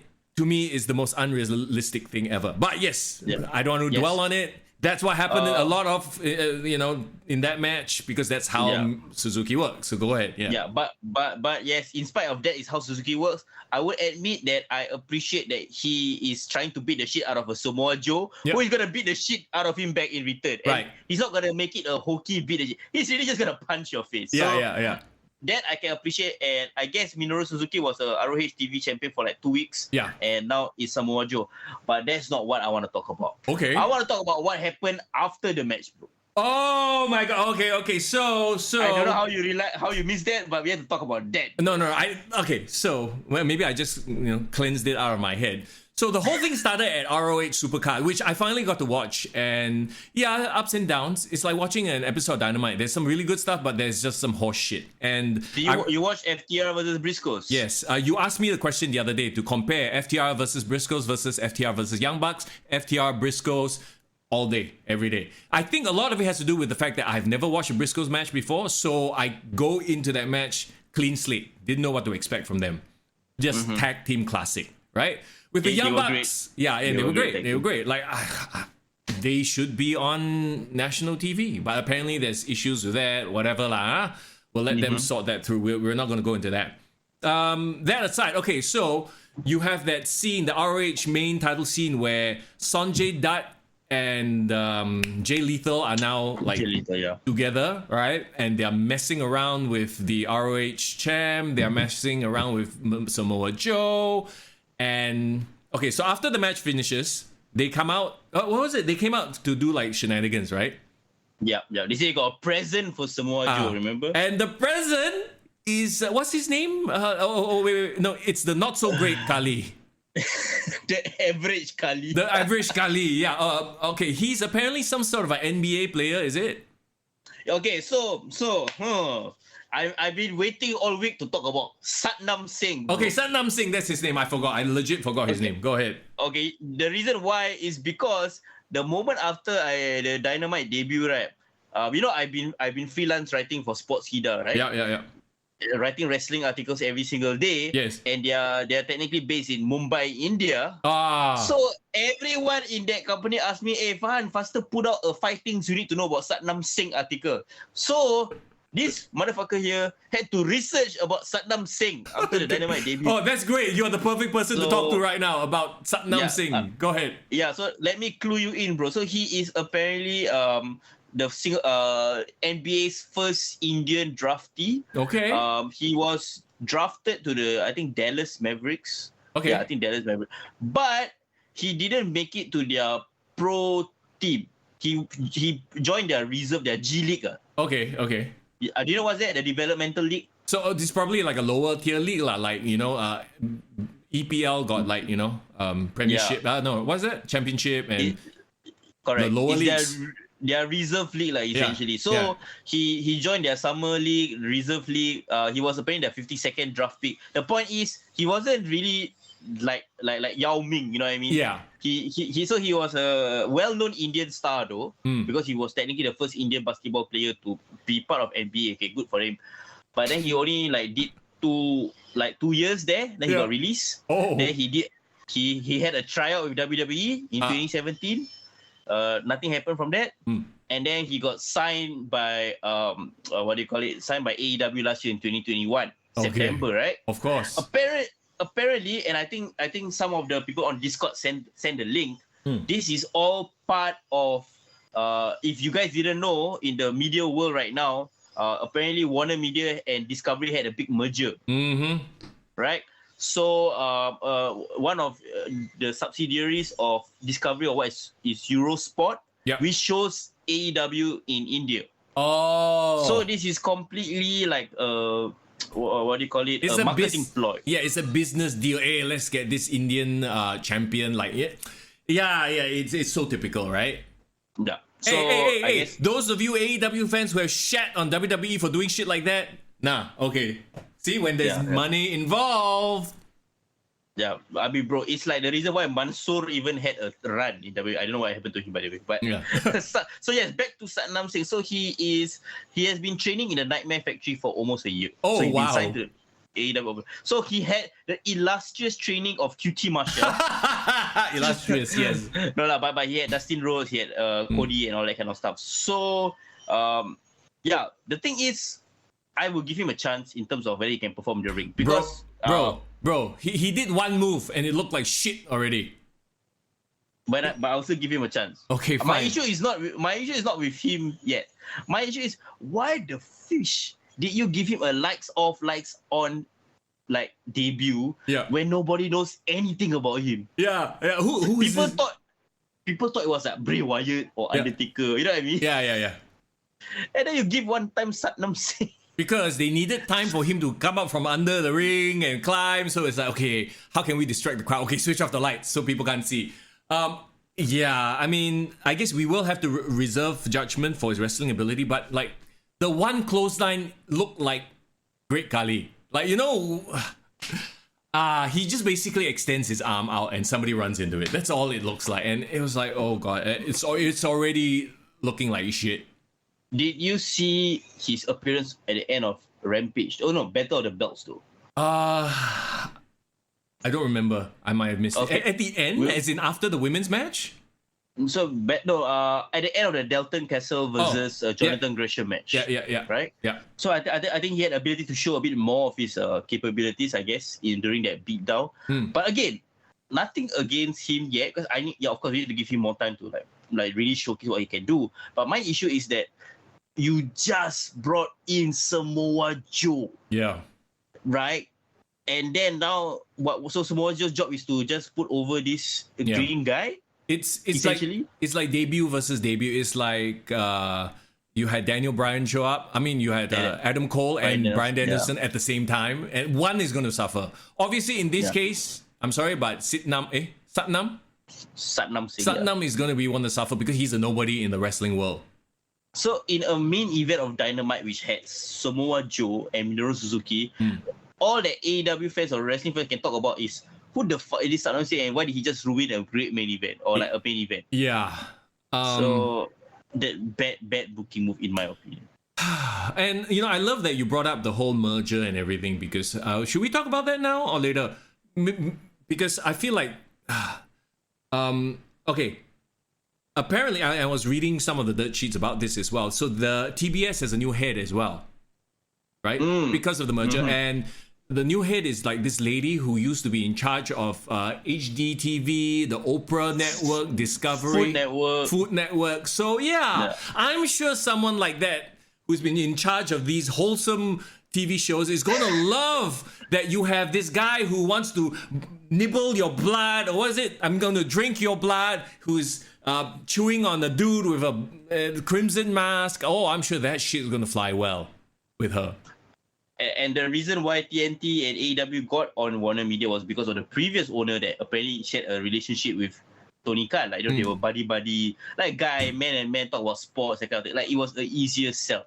I wonder whether, because of this new corporate structure, he's going to do a WCW and they're going to try to like tone shit down. Yeah, they'll be like, we can't have this on our network. I don't care about your ratings. And let's face it, Rampage's ratings aren't great anyway, right?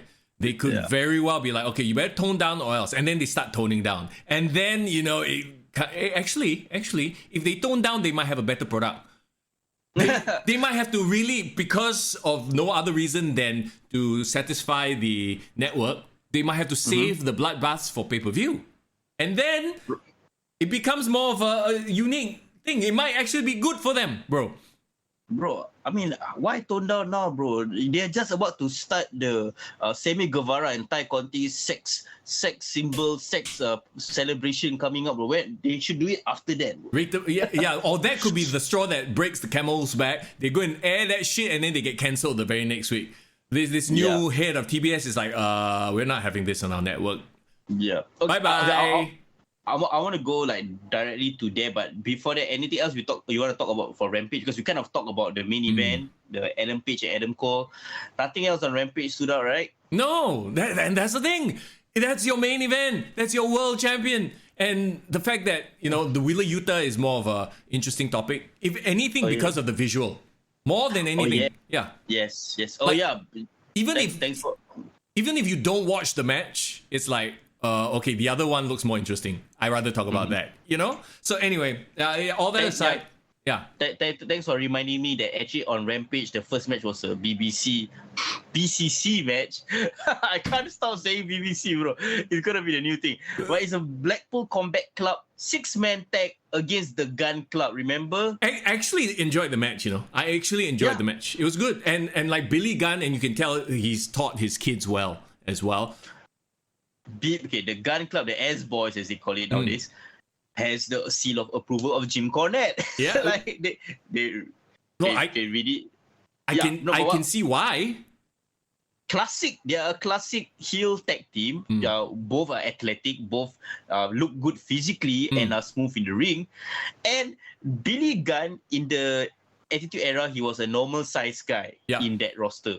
Now he's the biggest guy. He's the most shredded, puff up guy in the roster in AEW. He looks like a giant in front of all of them, doesn't he? He looks ridiculous. Okay, I'm glad you brought that up too, because you had a great first match. You had arguably a good main event. I mean, I didn't think it was good. But for what it is, it's a championship main event. And then you sandwich shit in the middle. The shit includes a rare Ruby Soho sighting, bro. Yeah, but it was still shit. Yeah. Unfortunately, and she shouldn't be involved in shit. But like, it was so skippable. It was so bad. It was Ruby Soho versus who? Some girl that does twin magic, right? And here's the other thing too. Yes, exactly. Twin magic. I was like, oh, they're doing the twin magic thing. They made it so like normal and uneventful, the twin magic, and they lost.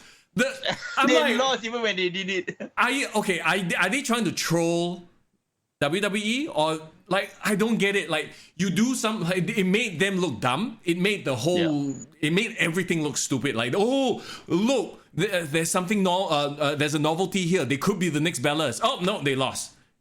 They lost before they could even like have some sort of momentum, right? Yeah. So it was so bad. I was like, oh my god, poor Ruby came in with all the momentum. Now she's dead in the water. Absolutely no heat. Yeah. So it's a shit sandwich basically. Yeah, I wrote an article for Sportskeeda again, like about 5 things that you can do to make Rampage stand out or improve Rampage. Very easy, bro. We know there is the B show, right? Yeah. Keep all the B show players there, but make stars out of the B show. What I mean is, make the show all about Ricky Starks, Hobbs. Make it a hook. Every week must have a hook segment. Right, bro. Meanwhile, Ricky Starks is on commentary. Yeah, exactly. Get Ricky Starks out of commentary, number one. You know what I mean? So like build up the stars that people will also say, okay, this is a Rampage guy. You know what I mean? Yeah. Then even if it's like a secondary title, if FTW Championship is always defended on Rampage, then okay, you know that it's a Rampage title, or TNT title is like the biggest title on Rampage. Yeah. So you make it the home of all the TNT title scene feuds. Yeah. At least even it might not be as interesting, but at least there's an identity. Right now, I do not know what's the identity of Rampage. Yeah. Irvin brings up a very good point. Did we talk about Marina Shafir? We haven't, and I'm glad that you brought that up, because it's obvious that they're trying to push the problem, Marina Shafir, right? I hate that they're doing this against Jade Cargill, who apparently has a faction now. Red Velvet turned heel. I don't know when she turned heel, joined her baddie section, whatever. Like, once again, this is all like a bunch of last minute, like, oh, by the way, they're a faction, they're a group, right? And then Marina Shafir is like badass, but like, I don't know, I get heel vibes from her, but is it the Ronda problem or what? I don't know. It's just maybe the way they've tried to. I don't know if she's a heel or a face, and that's a problem because she's going up against a heel in Jade Cargill who can talk, and Marina Shafir doesn't really talk. So I'm like, I'm not interested in this feud because it's two heels, and they are very similar in that they're both jacked, you know, like dominating powerhouse type ish. I know Marina Shafir is more like, you know, MMA based stuff like that. But it's like, okay, like there's nothing about this build that makes me interested, unfortunately. From what I see about the promos, it's like about this is a bit ironic, but it seems like it's Jade Cargill defending pro wrestling against MMA people. Like, why are these MMA people trying to get into the wrestling business? It seems to be like that. To me, it felt like a throwaway line. Like, I don't think that's the angle. See, that's the problem. It's so sort of wishy-washy. I don't really see what their issue. It just seems like, okay, I think it'd be cool to put them both together. Let's give Marina Shafir a push. You know who is somebody that debuted and like I have no idea what the hell is happening with the person? Who? Toni Storm, bro. Oh my god, you're right. She showed up 1 week and then like, what? There was one backstage segment where apparently now she's gonna have a match in the Owen Cup with Jamie Hayter. Okay. So I guess they are building that up. But the thing is, right, the point I'm trying to make is there is actually a lot of good talent in the women's roster now that's coming up. They're pumping it up. They kind of filled it out. Problem is, what are they doing to book them and make them feel important? Best booker of 2022. Let's go. Okay. Let's get to the juicy Finally. one. Let's get to the juicy one. Let's talk about Battle of the Belts. I know some of them, Jason from Brunei, even DM me yesterday. Hey, you guys going live or not? Because if it's live, I want to talk about Ty Conti and Sammy Guevara, bro. Okay, before we get to that juicy bit, I have to say, right, enough of Excalibur. Enough. You know how AEW Dynamite opens, right? It's Wednesday night. You know what that means. Now, can't Excalibur find his own line? What now? Not like on Dynamite. I mean, on Rampage, he says it's Friday night. You know what that means. And on Saturday, Battle of the Belts, it's Saturday night. You know what? No, I don't know what it means. Fuckface. Let JR have that line. Come up with your own shit. And I'm so. Why are you calling him fuckface? You haven't even seen his face, bro. He's wearing mask all this time. Yeah, that's why he has to wear a mask, because he's a fuckface, right? But like, why is he on every show? Why is Tony Schiavone also there? Like He seems to be the main commentator, like treading through the whole show. I'm sorry, but like there is no need for that. You know when Regal sits down for commentary? Yeah. Like, just give me Regal and Taz. It would have been awesome. So good, and it's so different as well. It's so different in a like very listenable way.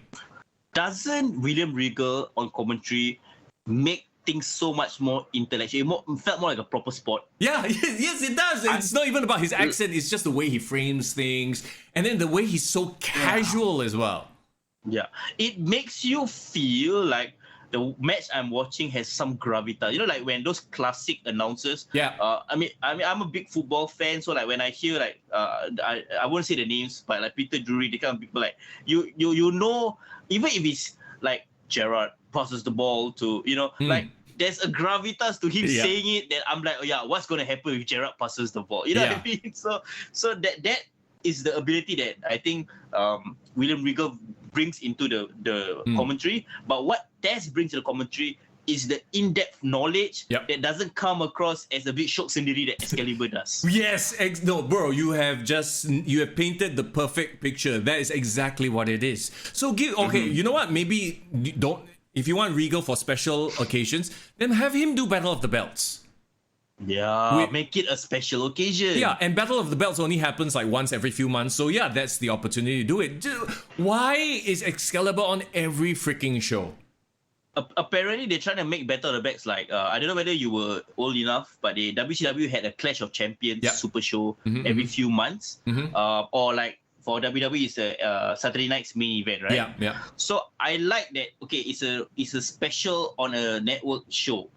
But I remember even back during my era, Ruthless Aggression, they used to do like WWE Homecoming or like season premiere on WWE Raw. But like the shows felt special. Yeah. Stinks. Well, back to what we've talked about as another plane flies by the way, excuse me. Okay, now I hear it. Yeah, there you go. Like, we've talked about this. It's like belts are defended, titles are defended, blood is being shared, tables are brought out every week to a point where now you have Battle of the Belts. It just seems like any old show. Like, did you feel like Battle of the Belts was destination viewing? No, but because they make the presentation too similar. I would argue, right, if they presented Battle of the Belts like a UFC fight, like a fight night, or like what's the one where it's like they are tough enough? UFC Ultimate Fighter. Like Ultimate Fighter. Different presentation, different way of showing it. Okay, for example, right? I give you an example. This is my idea of how I want Battle of the Belts interesting. Yeah. They won't put every single belt on the line, right? Maybe in the weeks leading up to Battle of the Belt, Tony Khan or some authority figure does like a backstage raffle to see which belt will be defended for this particular month's Battle of the Belt. And then they're like, okay, so this month is going to be the TNT title, maybe ROH World title, and like the women's title. Then those matches will have become extra significant, and they will start to be the ones that is taking up the TV time going into this Battle of the Belt. Because now we all focusing on these storylines. And the rest can take slightly of a backseat, can be like the white noise, right?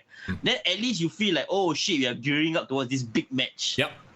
Well, I mean, that's how we do it. Going back to my main criticism of AEW, now everything seems sort of, okay, let's just throw it out there. Because the title of the pay-per-view or the show is Battle of the Belts, every match must be a title match. So they painted themselves into that corner. So you can't have a hot feud match going in unless someone is a champion. And now everybody and their mother is a champion because they have the ROH stuff as well. So it becomes so saturated. That's why it just didn't feel like it was important. One thing I would do as well, and it's weird that I'm using WCW as a reference, but in WCW, you know there will always be the cruiserweight slot start of the show. Yeah. Then the main event will always be at the end of the show, but you will see the main event players backstage, you know? So it builds that. So why not have your AEW Championship Page versus Cole, Adam versus Adam, on Battle of the Belts instead? Yeah. Or did they not want to, take the shine away from Nyla Rose and Thunder Rosa? Which, I actually enjoyed the fuck out of that match. I think this is one of Nyla Rose's best matches that she's had in AEW. But so it's a credit to Thunder Rosa. Yeah, it is a credit to Thunder Rosa. But also at the same time, it's that feud is a bit last minute thrown together. You splash cake in my face. Like, really? Okay, you caked my face. Yeah. That's the thing, right? Like Thunder Rosa, I think after she beat Britt Baker, problem with Britt Baker's title, even though it was long and very credible, she kind of defeated everyone from that title reign. Yeah. So if now Thunder Rosa is the champion, right, who does she defeat where they still have credibility? Yeah, because nobody. Everyone that she's gonna defeat has already been defeated by Britt Baker. And I guess from a visual standpoint, yes, Nyla Rose is a threat, but let's face it, she lost to Riho. Like anyone who has any working memory of AEW's history. Don't crap on my girl Riho, bro. She got superpowers, bro. No hate against Riho, but the truth of the matter is, if you remember that, then you're like, oh, okay, like Nyla Rose is essentially buried. Unless, and the way they made her win too, it wasn't, and you remember, right? It wasn't like, oh, she won because of like Nyla Rose's mistake, or she won, no, she straight up went toe to toe as if they were the same size. Like, stop. She just ignored the fact that she can just punch her face, she will die. Yeah, exactly. No, that's exactly it. So like, oh no, fighting spirit, and like, okay, like a little bit of it has to go to like, common sense here. And I think they're living in a little bit of their own world. Can you imagine, right, bro? Big Show and Rey Mysterio have a highly competitive technical match where both of them are giving 50-50 to each other. No, I mean, yeah, exactly, right? Like, literally, then the story should literally be the second Big Show hits Ray dies. Like, he goes down, Yeah. But, so the whole match is Ray eluding Big Show. Oh, speed versus, that's the whole speed versus power dynamic, right? But no, Riho versus Nyla Rose is 50-50 don't get me started. Okay, let's see. We had kicking off the thing, right? We had Sammy Guevara. Actually, do you want to go backwards? Because I feel like Sammy Guevara will be the hottest topic. So okay, we should go backwards. Nyla Rose versus Thunder Rosa. Hey, good match. Hardly deserving of the main event of a quote-unquote big show. I would say maybe that should have been the opener. But what did you think? Like I said, I honestly think it's Nyla Rose's best performance. I'm starting to get used to Thunder Rosa as a champion because I was so used to Britt Baker. Yeah. But I think Britt Baker not being on TV the last couple of weeks helps. Yeah. So like now it's focused on Thunder Rosa as this like fighting champion, right? But again, like I feel like this match feels like Adam Page versus Lance Archer. It was just gonna be a minor feud, you know what I mean? So it was a good match, but I want to know who is Thunder Rosa gonna face for Double or Nothing. Well, is anybody even like in your mind? I'm not saying like who can step up. In your mind, has anybody been presented to be at that level? I say no. There's nobody. Who? Exactly. You sigh, and I'm like also who? I know one girl that I would like to, but she hasn't been on TV in a while. But I think if they hit her up just a bit, she will be really, really a great challenger for Thunder Rosa. We all know that's not a problem for AEW. You just throw some rando in there immediately. Oh, by the way, and you know how they'll set it up? They'll cut a promo. I really want to fight you. Okay, challenge accepted. Boom, we have a feud. That's true. But who are you talking about? But you know what? You will like this match. Thunder Rosa versus Serena Deeb. Wait, isn't she still embroiled in the feud with Hikaru Shida? What have they been doing? Yeah, apparently Shida returned with a new haircut, remember? Yeah, and then they disappeared for a while, right? Yeah, they disappeared. I don't know, are they in AEW Dark? Don't tell me they're on AEW Dark because I don't watch that shit. Yeah, or AEW Elevator.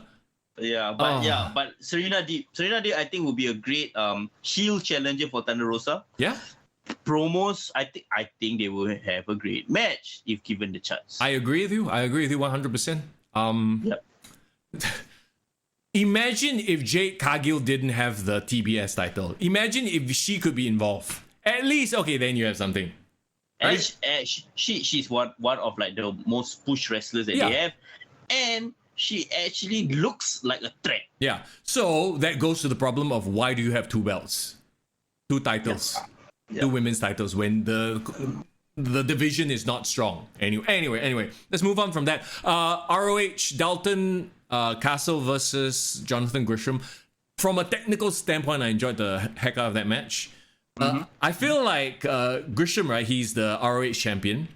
He technically crisp. He has the build, but I think he's a bit small. Is he a bit short? Short. He has shorter than normal. It's like a Taz issue. You know what I mean? It's like a Puck.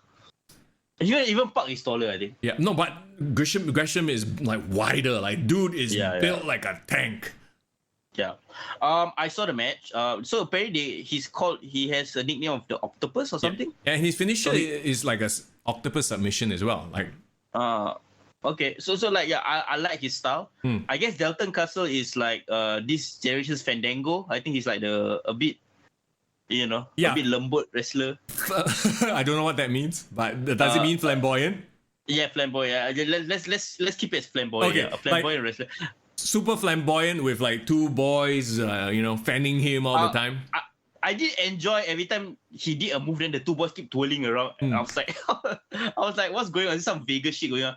But right, I must say something because I've never really I watched ROH events on their own, but technically this is a ROH match in a big national TV environment. So it's like WCW having their Buff Bagwell and Booker T match in Raw. You know what I mean? It does stand out in some good ways, but in some very bad ways. Okay. Let me know whether you agree with this. Yes, it was a great technical match. I think ROH focuses on like pure wrestling. Yeah. And they do the shake of hands, they shake afterwards. Like I like that.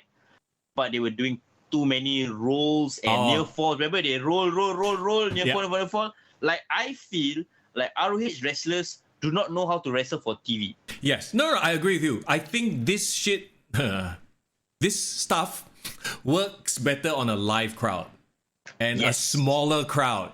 Whereas if you're doing this for TV, it gets exactly. Like, roll here, roll. After a while, it's like, okay, get to the fucking point. And like it was more. There wasn't psychology. There was sports. You know what I mean? So I feel like that is really the indie style. The indie style is this. I'm just gonna do a lot of like blockbuster moves that pops a live audience. But then I think it's good because ROH can really stay its own identity. Yeah. Well, actually, isn't the AEW audience conditioned to that anyway? That's, the style of many of the AEW sort of faithfuls.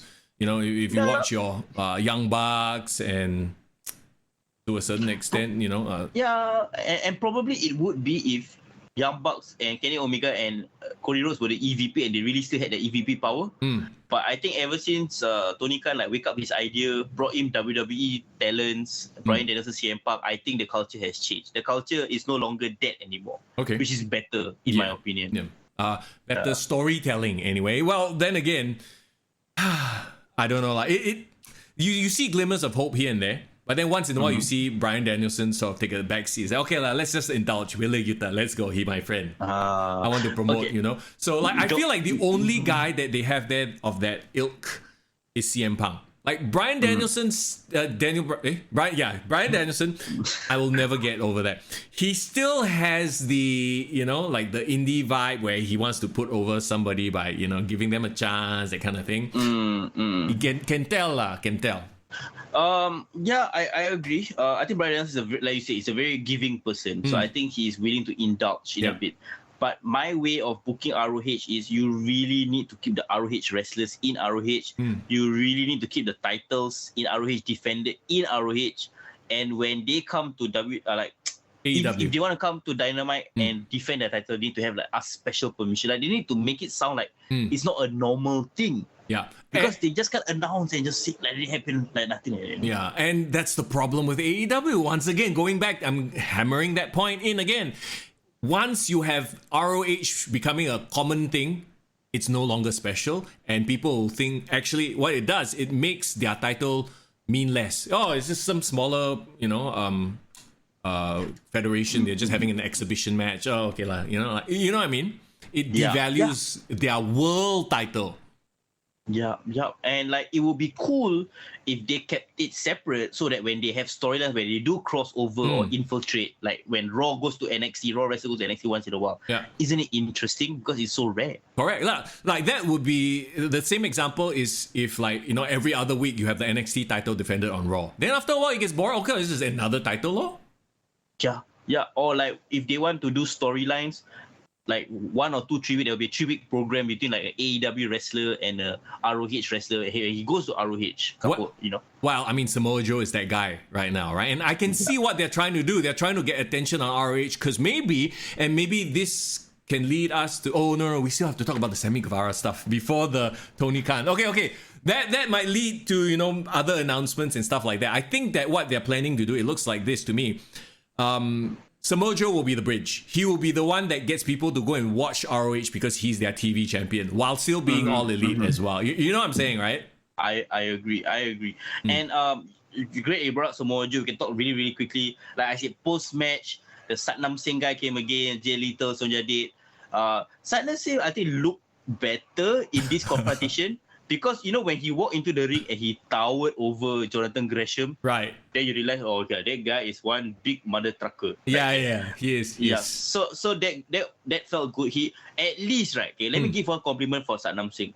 He was more expressive and showed a bit more fire and emotion in his performance than, I would say, a Omar's or like a Great Khali. You know what I mean? Yeah. He actually does look menacing and like he didn't back down from Samoa Joe when Samoa Joe came out. Okay. We'll give him that. Okay, give him that, right? But like I said, Samoa Joe is the bridge. So maybe with Samoa Joe appearing between ROH and AEW, more like you said, AEW fans might, I'm going to check out ROH, see what's it about. Yeah. Basically, that's what you are doing. Because of the whole situation, you're checking out ROH for the first time. Yeah, exactly, right? It's like what Chris Jericho did with New Japan. Actually. So then you have the very first match, which is Scorpio Sky versus Sammy Guevara, TNT Championship.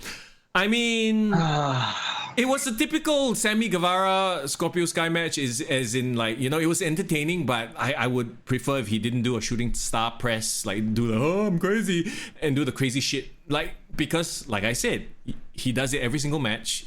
It's not special anymore, right?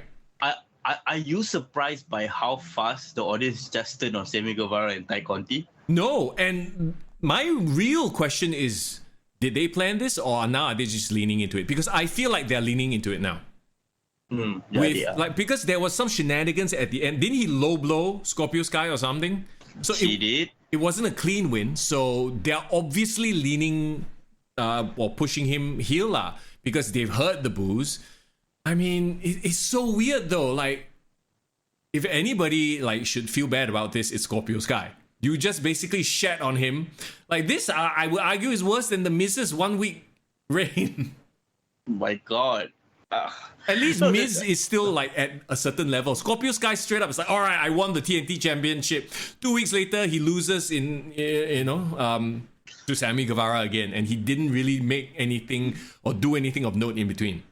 The Scorpio Sky story is very weird because they were hyping him up that he was undefeated for a year before he won the title, right? But nobody noticed that he was undefeated for a year. Right? It wasn't a thing. That's the problem with their quote-unquote storytelling. I feel like a lot of it is like, oh, by the way, he hasn't actually lost. Okay, slip that into commentary, and that's it. Yeah, I guess it's trying to make it seem like, got more stakes, but it doesn't seem like the stakes were telling out. It's almost like they accidentally fell into the stakes. Yeah. See, right? That's why when people go on about AEW and they're like, oh yeah, they're into long-term storytelling, I go, are they really? Or did they just accidentally stumble into, oh, by the way, actually there's, there's a photo of CM Punk and MJF when they were kids. Long-term storytelling. No, it just happened to have happened like that. Yeah. But I guess it's great if they can weave something that happened accidentally into a story. So that's great. And the winning streaks, we all know it's bullshit anyway. Yeah. Because he's been dominating Dark or Elevator. With regards to Ty Conte and Sammy Guevara, I saw it coming the moment Cody Rhodes left. And then I don't know whether you saw this, but he gave an interview with Ariel Helwani. Okay. And he talked about, I think Ariel Helwani asked what's your thoughts on your last match with Sammy Guevara? And then he said that, I enjoyed it. I put over a young guy and I'm happy for that. But then he said something that, I'm a little disappointed in Sammy Guevara. I left the company for 2 weeks and he's already posting half naked photos of himself with the belt. It's almost as if I think Sammy Guevara still needs guidance. He is not there yet. Because the promo that he cut a few weeks ago where he said that if I'm gonna break my back, I will gladly do it. Because no one's gonna tell me to stop. My style is too dangerous, blah blah. I feel like he is still a bit naive as a wrestler, and that turns people off in a way. Right. He's not naive in a fresh face, baby face way. He's a bit too into himself, Yeah. And now that he has made this whole thing about his hot girlfriend, it's what? Okay. Which baby face in the history of wrestling do you remember with a hot valet? I guess Randy Savage with Miss Elizabeth. Yeah, but Miss Elizabeth, she's beautiful, obviously, right? And she's hot, but she was never presented as sexy. She's very wholesome. So, what I mean? I get what you mean.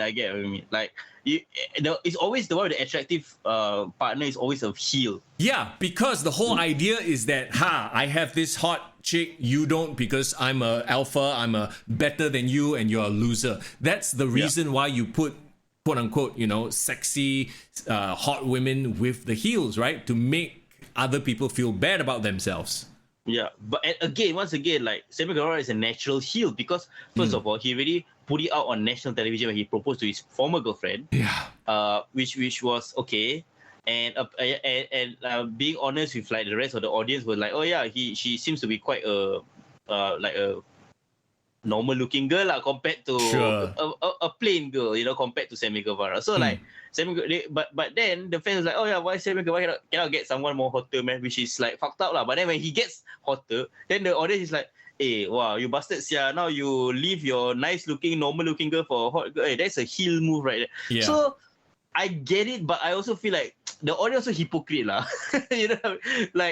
And I know Sammy Guevara being a young guy, if you have a hot girlfriend, you can't help but to show her off on social media. Yeah. But also that also opens you up to being a heel. Yeah. Because you're being a show off. Yeah, that's exactly it. People don't like that, you know? And the funny thing is, did you hear when finally, you know, they had their whole scuffle and everything, right? And Paige Van Zandt came out, she got cheered. Yes. Paige Van Zandt is the getting cheered. So, bro, I tell you, so what, Dan Lambert is a face also? Oh, no, shades of grey, bro. We don't talk about faces or heels here in AEW, you know? We are open to, like, what? Stop it, lah. You know, like, they've obviously kind of messed this whole thing up. It feels to me like Sammy Guevara, because he's, you know, has his girlfriend, he wants to be in a program with his girlfriend. So he went to Tony Khan and is like, can I be in a program? Of course, Tony Khan's going to say yes. He can't say no to any of his boys, right? So now they probably thought they would be a face like duo and go up against Van Zandt and American Top Team. But they didn't realize that actually you got a bit of a T-by face and she also got a bit of like a, you know, I'm better than you sort of a vibe. So they've turned heel unknowingly, and Paige Van Zandt by default has to be the face. They need somebody to cheer. Right? Yeah, it's a beautiful thing, wrestling, because I feel like this is really an example of the fans change the initial trajectory of the feud, right? Clearly, they were supposed to be the face in this. Okay, but I think they can be salvaged because, like you said, it wasn't planned. I think they posted photos of them showing themselves off as on social media. It's like they're being sweet, like, yeah, I love my girlfriend and wife. But then they realize, oh shit, this is rubbing people the wrong way. So I think, like you said, they are probably gonna be the Edge and Lita right now, and it's to that actually it will help them with their act. So right? they're definitely leaning into it, and it's Edge and the rated R couple for 2022 lah. But how far can they go with it? Like I said, they are under new management. TBS is under new management, so I'm sure microscopes and friggin' like magnifying glasses are on them. So what are they gonna, what are they gonna do? Yeah, and it's weird because seeing Paige Van Zandt versus Ty Conti, I would like to see that match actually, because I don't know about the wrestling, but like in a fight, like it would be a interesting matchup. BJJ versus MMA girl. I think that see, that's the problem. I feel like what they're going to do is they're going to make the match competitive. When honestly, what you need is for when Paige Van Zandt finally debuts, she needs to destroy somebody. If you want to make her the new quote unquote the AEW version of Ronda Rousey. You know what I would argue? I would think, right, that actually Paige Van Zandt has the potential to be a bigger, better wrestler star than Ronda Rousey herself. I agree with you 100%. Well, we haven't seen her in the ring, so we don't know. Okay, ring-wise, we don't know yet. No, but then again, Ronda Rousey is like sort of like she's being exposed, a little bit green here and there, right? With Paige Van Zandt, if they can hold off until the main, like a big pay-per-view, and it could be a schmoz, like a Goldberg type match where you don't overexpose her wrestling skill. But I don't trust AEW to do that. I'm sure next week will be Paige Van Zandt versus Ty Conti already. I hope not, but the thing about Paige Van Zandt is you see the natural charisma. Yeah. Ability to cut promo. She got heel hit just by just talking to Chris Jericho a few lines. Yeah. Like she has the ability to cut. So that's what I'm saying. Like I don't understand how Ronda Rousey, who is a fan of the business, like doesn't know the nuance. I mean, she's just a fan. She can't perform. Yeah. But I think Paige Van Zandt is a natural performer. Yeah, well, I mean, that's the truth of the matter, isn't it? Some people, you can be a fan all your life, but you just never get it. Versus people who literally, maybe she just started watching wrestling 2 years ago and all of a sudden she gets it. Just some people just have it, some people don't. Yeah, so it's like Logan Paul, same situation. Logan Paul, Paige Van Zandt. So like, push these stars, because clearly that's what wrestlers need. Wrestling needs mainstream celebrities, but mainstream celebrities who get the business. Yeah, who want to, make money, of course, and advance the business, Yeah, exactly. No, I agree with you 100%. So, it looks like they're leaning into it. It looks like they're going for it. I think this could be a major angle. And, I think giving him the title, now that he has his heat, actually makes whoever is chasing, it gives them a little bit more like, all right, opportunity to build and put them to the next level. Another interesting fact, 3-time TNT champion, same number of times as Cody winning it. Is this AEW's way of trying to erase Cody's title reign? I feel like that might have something to do with it, But okay, who then steps up to challenge Sammy Guevara? if unfortunately not Scorpio Sky lah. I don't think he's that interesting anymore. Because Scorpio Sky and Ethan Page technically are still heel, but they are aligned with Paige Van Zandt. And if Paige Van Zandt is going to feud against Ty Conti, then shouldn't it be them? So what, we turn American top team face? Actually, I don't see that as a very hard, tough proposition. Dan Lambert just has to focus all his content, all his insults towards Sammy and Ty, instead of focusing it on the crowd, which is what he does to gain heel heat. He can be Paul Heyman. What Paul Heyman does right now is a babyface thing. Like even though he is heelish, but he gets love from the crowd for doing it. It can be done. Yep. But right, the thing is, I think they need to push Ethan Page. Because that mother trucker is also another guy who is so underutilized. Yeah. Like I said, he should be where Wheeler Yuta is. Like I feel like he and he looks a bit seasoned, right? Yeah, bro, but he's only 30, bro. Oh, okay, yeah, he's exactly. Still considered a young guy. Yeah, have him in there, feuding, and he can cut promos and stuff like that. Jason says Miro. Let's go. Miro beats Guevara again. Can you imagine Miro come back and just destroys Guevara in 5 seconds? Bro, Miro and his hot wife versus Sammy Guevara and his hot girlfriend. Bro. Bring Miro back. Great, Jason, great one. No, Miro. But Miro must come back with Lana. And they both try to out-sexy. Fuck. God's favorite champion with my hot wife. Yeah, versus Sammy Guevara. It's like, you think your wife is hot, my wife is hotter. And then, oh my God. Okay, the possibilities of nonsense are endless. But then where does this leave Paige Van Zandt? No, I think Paige Van Zandt, she will definitely have a blow-off feud with Ty Conti, for sure. I want Paige Van Zandt to have a slow burn, build up her victories, give her wins over smaller competition. Let her, squash some competition. Eventually, I think within 1 year, I think she can challenge for the title, bro. She has it. I agree with you. Yeah. So there you go. That's the juiciest bit of this past weekend. And, well, that's kind of sad considering that their world championship was defended. But whatever. Let's not go back into that. One more thing we need to talk about. Actually, quite a few. But did you manage to catch any of the SPW stuff? No idea, because I didn't know they had an event until I think Butcherman posted about it. Yeah, same. So I was a bit surprised. This weekend? So obviously I couldn't change plans. It was on Facebook Live. They did and they do this all the time, right? For the migrant workers, they did a show. So it seems to be a closed door private event. I didn't really catch any of the matches and stuff like that. So if anybody watched it, I'm assuming Edison, you caught a bit of it. Let us know how it was. Yeah, there was a big battle royale as well, which looked really cool. It's awesome to see that SPW, Grapple Max, local wrestling is back. So hopefully though, once things clear up and they do proper shows where audiences can be there and stuff like that, that is gonna be awesome. Your podcast boys will do our best to come, check it out, review the show. So looking forward. Grapple Max, they already mentioned next month they're gonna have another show again, so it's coming regularly already. So hopefully SPW goes back on the bandwagon. And we'll have local wrestling and local coverage for you guys on the podcast. That's right. Now, to my right-hand side, you see this fellow with the microphone and his big mouth. That is the last thing we need to talk about because he apparently has a big announcement on Dynamite. It's the title of this whole podcast, but we only save it for the last 10 minutes. Yes. Okay, yeah. So my question is, of course, and there are so many things that could be the big announcement. The heavy rumor is a New Japan AEW event, pay-per-view, premium live event, whatever the hell you want. Super show. Yeah. Then, okay. Do you want to talk about what that could mean? And because to be honest, with the frequency, and once again, if you have Minoru Suzuki showing up on AEW all the time, it kind of waters it down, and when he came down, there was no tease of anything oh no, he comes down and has a match as if it's a very common thing.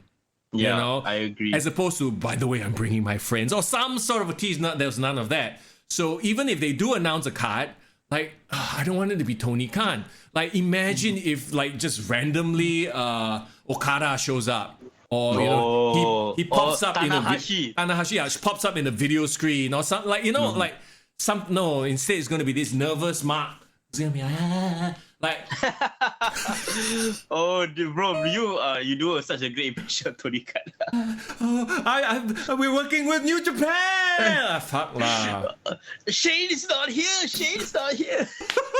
Okay, but to be fair, that was very mean. But to be fair, right? Like, yeah, exactly. Like, I don't know how it's gonna play out, but even if he does announce it, I feel like it needs to come from somebody else, or it needs to come from an angle. Just not him delivering that news. I don't want him to announce that.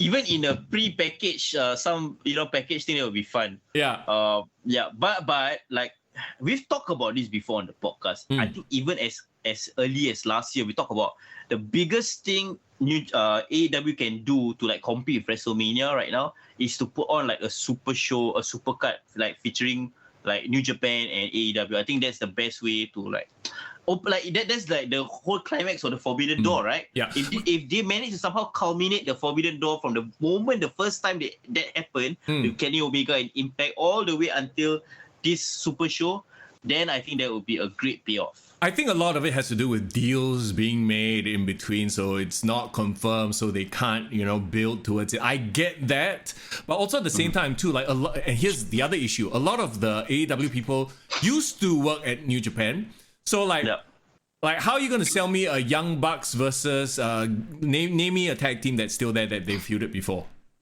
Gorillas or Destiny? Yeah, GOD, sure. maybe? GOD. Like, how are you gonna sell me Young Bucks versus GOD as something special when they've done this before? You know what I mean?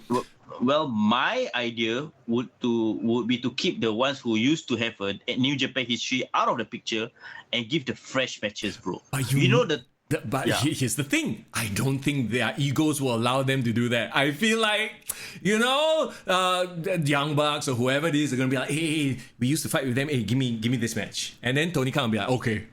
And then, to me, that's not special. Yeah, exactly. I want to see, like, freaking Sammy Guevara versus, I don't know, give me some JY. I give you two matches that I want to see happen. And they've already said, they rumored it, and, like, the competitors that's called out these people. Okay. I want Okada versus Bryan Danielson. Okay, yes, I agree. I want Will Ospreay versus CM Punk. Okay, yeah. Those are very... Well, like, those matches have never happened before. Okay, I guess my whole point, my rant, is that don't give me a match I've seen before in New Japan. Yeah. Moxley does not need to be involved here. Okay, bro. Moxley versus Lance Archer. Whoa, AEW versus New Japan. Like, wait. Nah. Okay. I would love it if it's AEW New Japan Supercard with ROH in the undercard. Some shit like that. Oh. Then I think there will be more interesting options to play with. Bro, Samoa Joe versus who's the big size guy in New Japan? I forgot what his name. Jeff Cobb. Jeff Cobb. Have they not fought before? They've never fought before. Different generations, bro. Sure, yeah.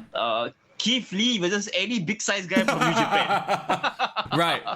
So you know what I mean? Yeah. There are possibilities, but you get my point, right? To me, as someone who isn't so into this sort of outside of WWE stuff, like having watched a little bit of it, I find it hard to get excited when, like, unless you give me Roman Reigns versus Tanahashi, for example. This is like that would be like earth shattering to me. Right? Okay, what if it's what if it's Chris Jericho versus Tanahashi, even though they've done it before, but in a different context where, like, okay, this guy is the face of AEW, this guy is the face of New Japan. Like, there's a story behind it. I don't want to see that. See, to me, it has to be unique. It has to be matchups that have never been seen before. If not, it just waters it down. One of the biggest crossover matches that a lot of wrestling hardcore fans actually wanted, right? Is Kenny Omega versus Ibushi, now that both of them are champions of their own promotions. But they've been together. Have they fought? So yeah, that's the thing. They've been together, went together as Golden Lovers. Correct. They ever since then they've been separated the entire career. Like they were always on opposite sides. So that when Kenny Omega was in Bullet Club, he cost Ibushi the title, right? And then when Ibushi finally became the champion, Kenny Omega already left. So they always say that no matter how far apart they come, they will one day get back together in the same ring. Okay. So with that kind of story history, I would love to still see that. Yep. So who says Moxley just called out Tanahashi? Oh, okay. They've not fought before. Okay. Yeah. They've never fought before. Yeah. So okay, it's okay if it's if Young Bucks fight someone they've never fought before in New Japan, then okay. Yeah. But if it's like Young Bucks versus GOD, it's like, okay, yeah, we know, we've seen this shit before, right? Young Bucks versus Show and Yo. Hey, I thought Show and Yo broke up already. Yeah, they broke up already. Show, Yo, and Bro. So, okay, that could be one of the announcements. And then the other rumors is that perhaps they have a streaming deal because of the Warner Discovery, all the big conglomerate, whatever lah, the buyouts and shit like that. That could be another announcement. Honestly, I feel that kind of corporate announcement wouldn't fly as a segment on TV. I don't think it's a big enough deal. Oh, so you think that sort of a thing should be like a press release sort of a. They say, yeah. But this is Tony Khan we're talking about. You know, he a bit like Shok Sindirian. He wants to Did Vince McMahon go on Raw, opening Raw and say, I have bought my own network. I now own WWE Network. No, you know what I mean? Yeah, but Tony Khan is a different animal, bro. To be fair, Tony Khan just announced he bought ROH in the ring. Yeah, exactly. Like a corporate decision, right? So he's like, are you like, I don't know. That could be one of the announcements. And I mean, I would pay if they have the ROH library, if they have the AEW library. I'm sure you can get a few more smaller federations indie stuff that's not owned by WWE. And then you never know, they could start creating their own documentaries. Like that would be fascinating stuff. That would be interesting, bro. Disney Plus, Netflix, Amazon Prime, freaking HBO Go, WWE Network, WWE Network, AEW Network. Wow, bro, they'll suck our money lah. And then now I have to what? Cannot lah, bro. Okay. I don't subscribe to Amazon Prime, so that's fine. Nor do I subscribe to HBO Go. I only have Disney Plus and Netflix and WWE Network at this point. And maybe once in a while the Fight TV for the pay-per-views and stuff like that. Spotify still for me, okay. But you know what's the thing that kills me? What? But I think everybody in the world should get, especially if you hate YouTube ads. YouTube Premium? Yes, YouTube Premium, bro. I don't get... Funnily enough, you know who's the voice for the YouTube Premium ad in Singapore? No, who? Yep, it's your boy! It's your boy! Yeah, I did the ads for the YouTube Premium. Like, yeah, YouTube is free, blah, blah, blah. Yeah, so that's my voice. But bro, YouTube Premium is, I tell you, once you go YouTube Premium, you will never want to deal with ads ever again, bro. Right, like random ad, like 30-second ads in between while I'm watching some stupid video. It's like, wow, the most annoying bullshit ever. The worst if you want to hear like long form podcasts or interviews on the YouTube, right? Wow. Like Pat McAfee show or what? Wow, damn annoying. No, and it wouldn't be so bad if the ads were decent. It's the worst shit ads. Like for some shitty mobile game, the graphics don't look anything like the game itself. Like stuff like that. It's expensive though. It's $15 a month, but I tell you, it saves me all the because you can download shit. So when I travel. I can save the videos I want to watch while I'm traveling. So save the data. Okay, there you go. It's just more cost and more options for people, and that's the other rumor. Are there any other rumors other than streaming service? Maybe a ROH show, TV deal, network? Could possible a ROH weekly TV show. But again, like. I think the biggest announcement would be the New Japan Super Show, bro. It has to be that. It has to be. And they already rumored that it might happen in June, and it's going to be held in a stadium in Chicago or like a big arena in Chicago. Oh shit! Okay, June. Yeah, that sounds awesome. Can we get Excalibur versus Kevin Kelly? No. Excalibur is going to be a part of it, lah. You can't escape this fella, and then he's going to be. Kevin Kelly is so good though. Rocky Romero is even actually they're really both of them are really good. Bro. Excalibur is gonna have his wet dream come true. All the Japanese names, all the move names he can call until wow. Bro. Rainmaker. And then JR is gonna be like, what the fuck is that? Like so that's a neck crank. So that's a clothesline. Yeah, okay. Okay, we shall wait until Wednesday to see.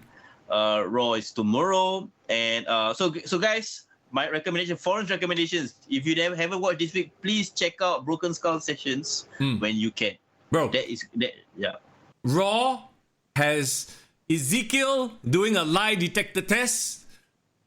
Dynamite has Tony Khan cutting a promo. Which one?